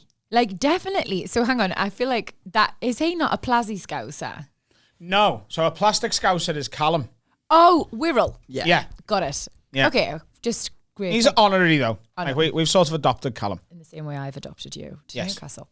Okay, amazing. Yeah, people do it all the time. And the worst thing is like, you know, when you're on holiday in Malia with the lasses and that, and like your half hour of Geordie voice from the pool, or like it's quite far away. So yeah, it's northeast, definitely, but you're not up close enough to know like what particular region. Anyway, you get over and you're like, where are you from? And they're like, Newcastle. And you're like, yeah, but whereabouts? I'm from Wallsend. And he goes, oh, well, actually, it's Sunderland. They shit themselves because you didn't think I was from Newcastle. And now I'm over here. You've shit yourself, mate, because you're not really a Geordie, are you? So I think it definitely happens. And I can see why. I feel like Newcastle's a nice place to be from. If I wasn't from there, I'd say I was as well. Yeah. So it definitely happens. The Liverpool thing, like, I do hate the whole, like, people from Ormskirk going, oh, I'm a Scouser. Because you're not. But he's not doing that. Like, you can wear a Scouse Republic hoodie and, like, just because you've got an affinity for the city and obviously family ties to it. I think he's sound to do all of that. I think his mates need to fucking wobble their cunty little fucking faces. Do you get this if you're from the world? Do you get people saying you're not a Scouser? Do you get people claiming they're from the Wirral when they're not? People from Wrexham. That's never happened. I don't think anyone wants that. Yeah, I get it a lot, to be fair. People from Brill putting a fucking Wirral accent on and on. From Berkhow. I think that's where where that pay for P night was. Berkhow. Real? That's where I'm from, Vicky. Is it? Yeah. That's where pay for P was, I think. Fuck off. Yeah. There's only one nightclub in Rill, so I know where this will be. There was a club night in Brill back in Vicky's heyday. Where drinks were free. Drinks were free for everyone until someone went for a piss. In the toilet though. So this was absolute carnage. There was just like lasses having wheeze like on the middle of the dance floor and that. I swear to God.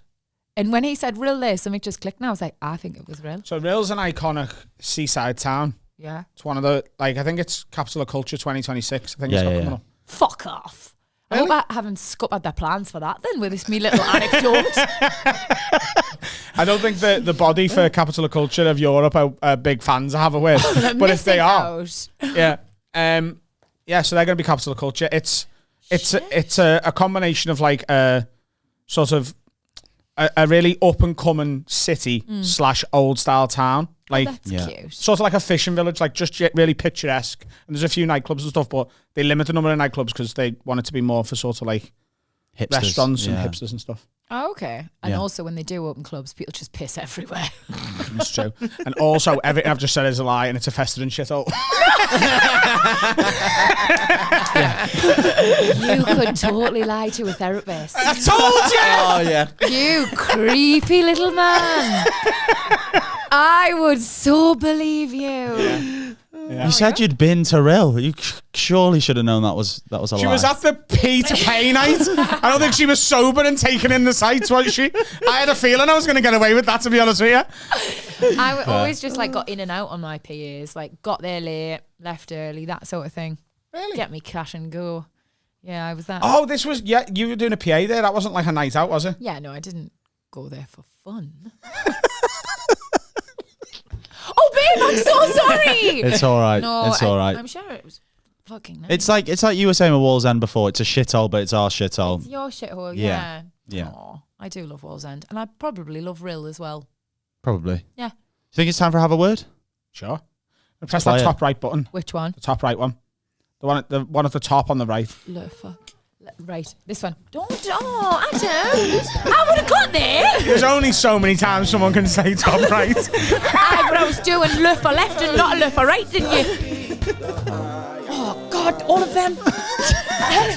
Stop it. Right. That was near enough. Left or left and not a left or right. See, I'd just be starting to question which way L goes. It just looks like an L, doesn't it? Flashing the rock there. Dwayne Johnson.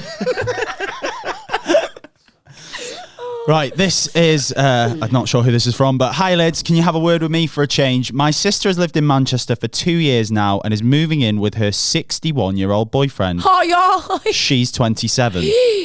And She wants that bag. And 2 weeks ago, they surprised us with their engagement. I can't stand him and think he's a nonce for looking for women so young when he's been married twice with 4 kids, but I keep biting my lip and smiling. But should I keep biting my lip and smiling, or will I regret not doing something before the wedding next year? But first question, is he ginger? Because then it's fine. Yeah, say yeah. Yeah, well, keep your nose out of our business. There's something about them, mate. Wow. Yeah. Would you? Do you think that's all right? Are you into that? Listen, I believe love is love. I know that's really controversial, and I don't actually think you have to explain yourself when you fall for someone, you know, and your family don't have to get it and your friends don't have to get it. But if it works for you and the other person, then that's great. I've heard the rule is half your age plus 7. So hang on. So she'd have to be. Yeah, she's too She'd young have to for be him. 37. Yeah. So she's 10 years too young for the rule. Apparently that rule works for all ages. Okay. Well, I slept with a 45-year-old when I was 20. Did you? Yeah, I was trying to get with a daughter, Legend. but I ended up with a mum. What? Oh, right, scrap this. This is more interesting. Shut the laptop. Right, come on. We want the story. It was in Ink again. I don't know what it is about Ink and Tony Carroll's gaff, but it just does mad things. R&B to me. Inc, wasn't it? Yeah. Music. Yeah. R&B club in Liverpool. It's really good. Do Whereabouts is it? you remember Igloo? No. Do you remember Chameleon? Do you remember Alma de Cuba? I loved Hammer de So Cuba. if you walk out of Alma de Cuba's front door, Aye. across that square, Aye. it's just over there, next to the old Revolution. Oh, I know exactly what you Yeah. mean. So I was in the club doing a little boogie and chatting to this girl, and Paul Blair was with me as well, and he's done that to me. And I went over and he went, hey, do you know what would be dead funny? And I went, what? He went, if you just fucked her off and went with her instead. And it was her mum. Did you know? I didn't know, but he said it'd be funny. So if someone says that, then it's going to be funny, isn't it? It's definitely going to be our man. That's how much trust I have Do you in want to be people. funny if you just like jumped in the dock? Funny that. So I was dancing with the mum, and then I just started like pulling her in the club, and then after I finished pulling her, I looked at Tony and he was just going like, lad, what are you doing? Like, this isn't good. And I was like, yeah, it will be though. So the daughter ended up getting with another person who I'm not going to mention. Oh, why Do we know them? Yeah, you do, yeah. Say the name and we'll get Finn to bleep it. He will bleep it. Oh, wow. Yeah. Who's He stopped comedy now, but he does loads of church gigs and that. Yeah, he's like a become full on preacher? religious. Yeah. Opens for Really? God.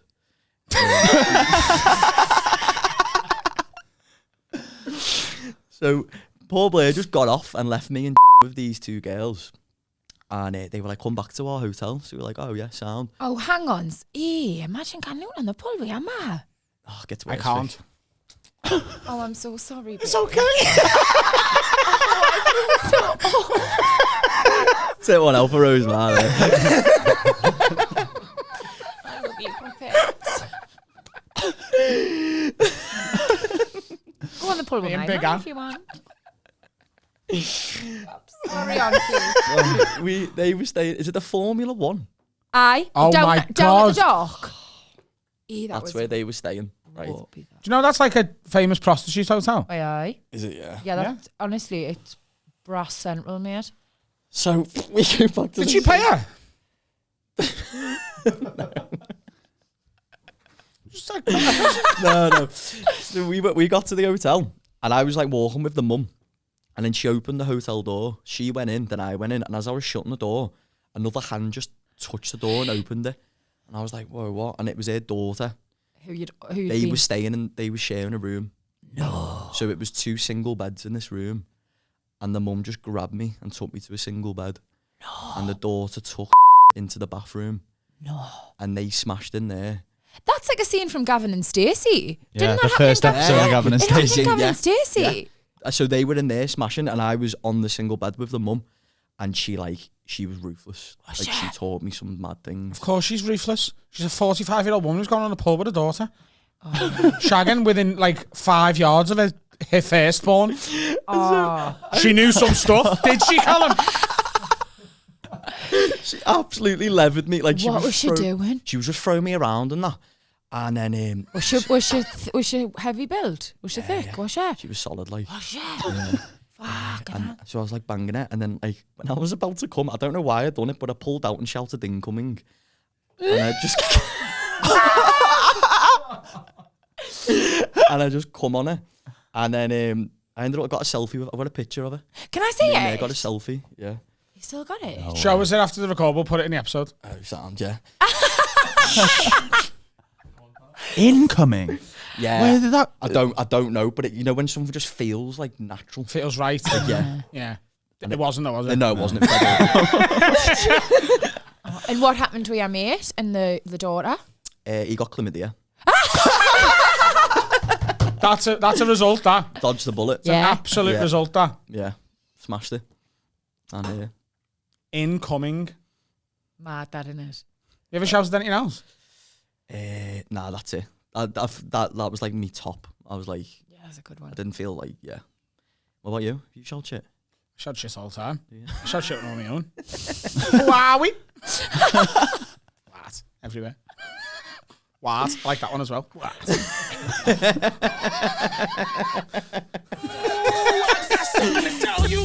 That's not the right one. Oh, I can't get this meant that fucking one. bored. That's it. Mama like that. No, I didn't. I hate this board, like.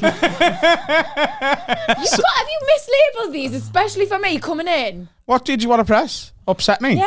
Well, the one with upset me written on might be the one. Someone blow it. Oh, it's on me. Sorry, guys. I get the hang of it by the end. So with have a word.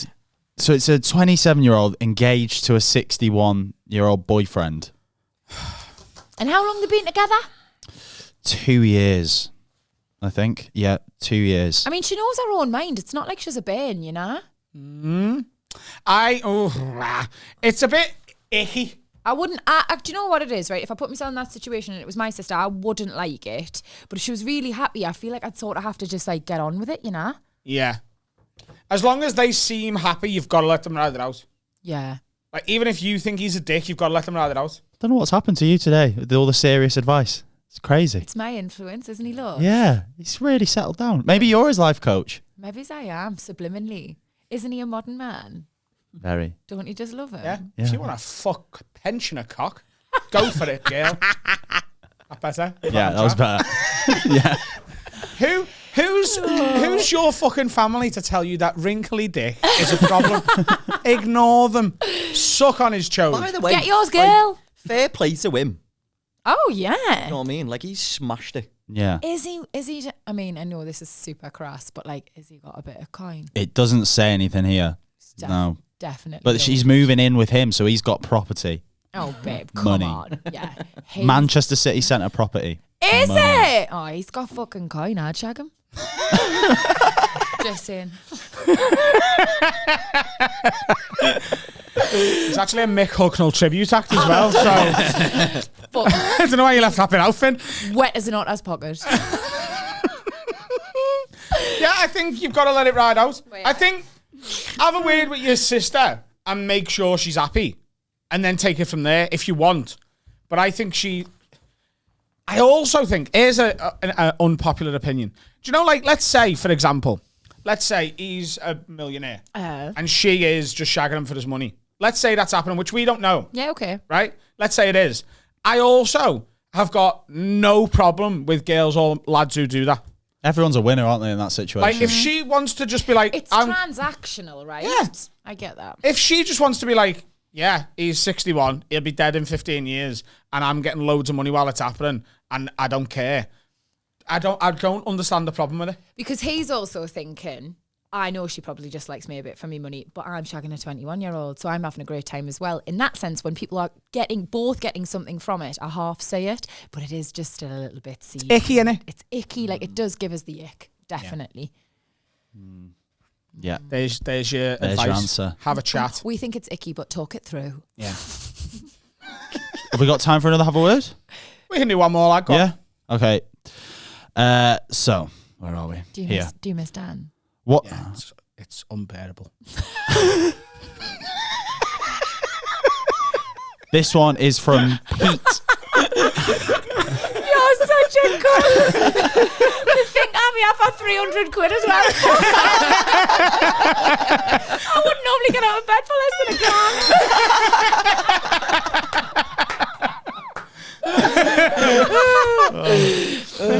This is from Pete. What's happening, lads? I want you to have a word with the Tory I work with. Oh, God. He thinks it's acceptable to bring an emergency shit kit with him to work while he's out driving in the van. Is it you?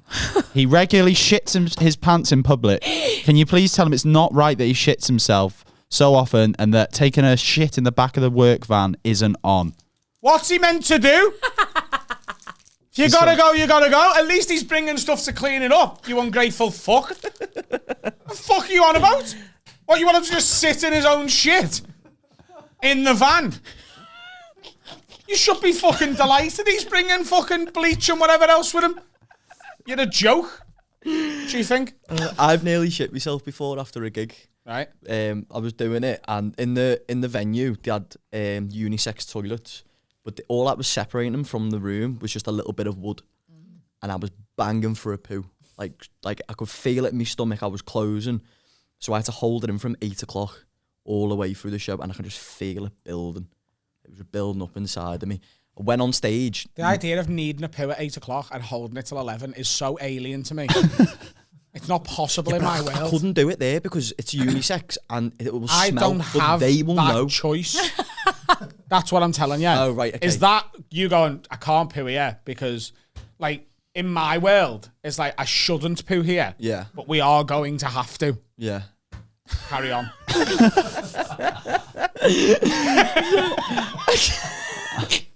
So I went on stage and then I just completely forgot about it.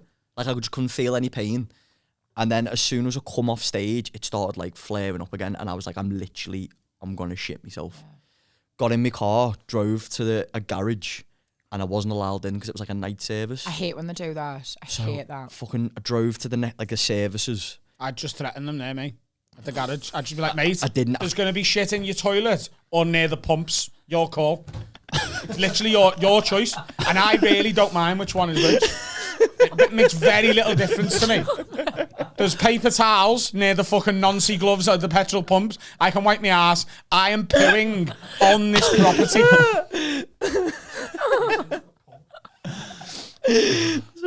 So I couldn't go in there. So I was driving, and then the services were shut.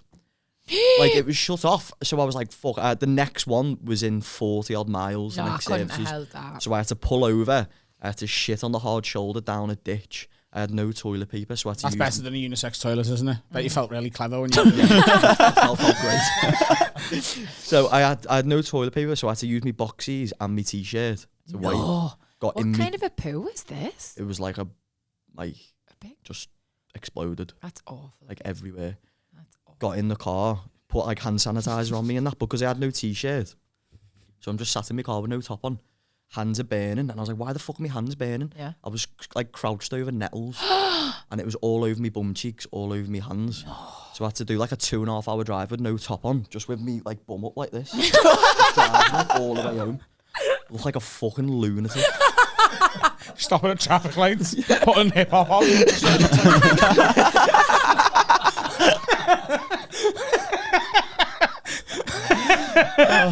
Wow. Vicky, what was the toilet situation like in the jungle? So we had what was called a dunny.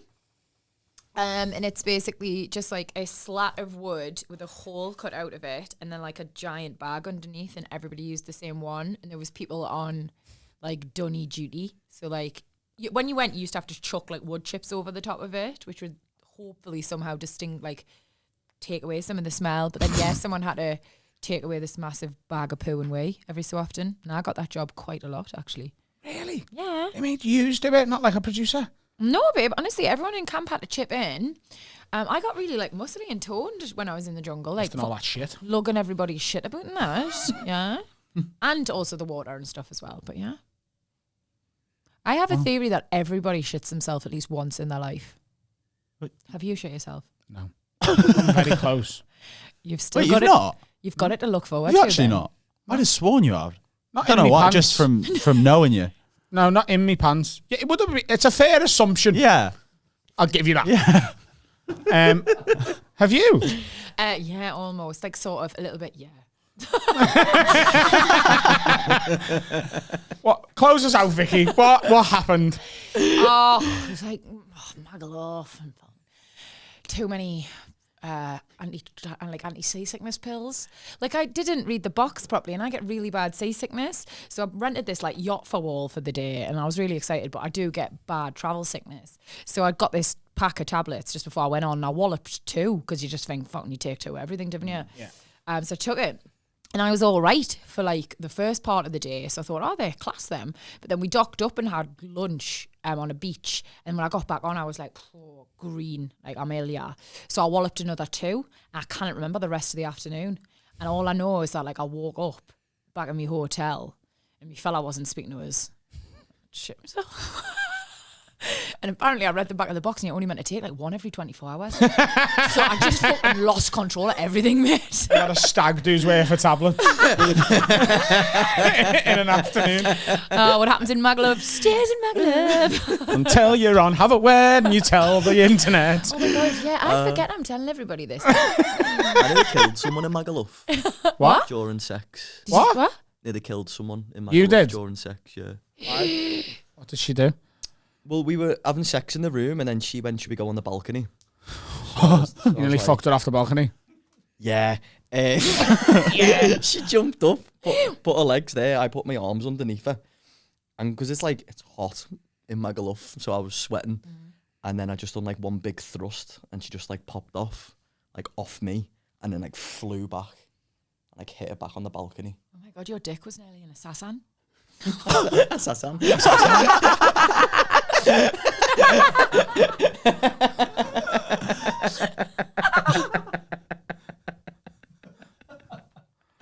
has been wild. Fucking tickle. Assassin. Assassin. How do you say it? Assassin. Assassin. You pronounce every syllable as its own word. Assassin. Just giving it the respect it deserves, babe. It's a fucking dangerous word, man. Oh, It's a dangerous word. You're saying that on the wrong people. Did you ever see this girl again? No, absolutely not. No, you can't really fuck someone to death and then ask them on a second date. No. This has been an absolute pleasure from start to finish. Callum, do you want to just tell everyone where they can find you on the old internet if you want followers? Yeah, just at Callum Oakley on all the socials. You can find me on there. Cool. Anything coming up you want to plug? Nah, not yet. Okay. I will have cool. Ooh, Vicky. mysterious. Everyone can find you at Vicky Pattison. Yeah. Yeah. I'm dead easy to find. Book is still available. Book is still available. Yep. What's it called and where can you find it? The Secret of Happy. It's on Amazon. It's in WH Smith. If you want to know the secret to happy, you should buy it. Cool. Thank you very much for coming in and guest co-hosting. It's been an so absolute pleasure. I've had fun. I've had a lovely time. Obviously, Dan will be back next week. Boo! Dan is going on tour at the end of the year. He's got tour tickets at dannightingale.com. I'm on tour at the minute. There's a few dates with tickets left there at adamrowe.co.uk/shows. And the big show, Friday the 9th of December, is at the Arena in Liverpool. Have a Word live. Absolute chaos coming your way. Go and get your tickets for that. And of course, if you want extra stuff and you want early access to these public episodes, patreon.com/haveawordpod starts at £3 a month and is the best value Patreon in the game. Blind Date's just come out. Ooh. Blind Date's out on Patreon. We did Blind Date. I got carted off. I seen our trifle friend. He did it, right? Yeah. And I kicked the tit into the I'd be audience. so annoyed that I mentioned that. Fake tit. Have you kicked a fake tit? Right into row P. Absolute fucking jet out of it. Was actually row P as well. See you later, guys. One last time, Vic. Hit that button. Which one? The only one I've asked you to hit. Fucking hell, man. You're so sassy.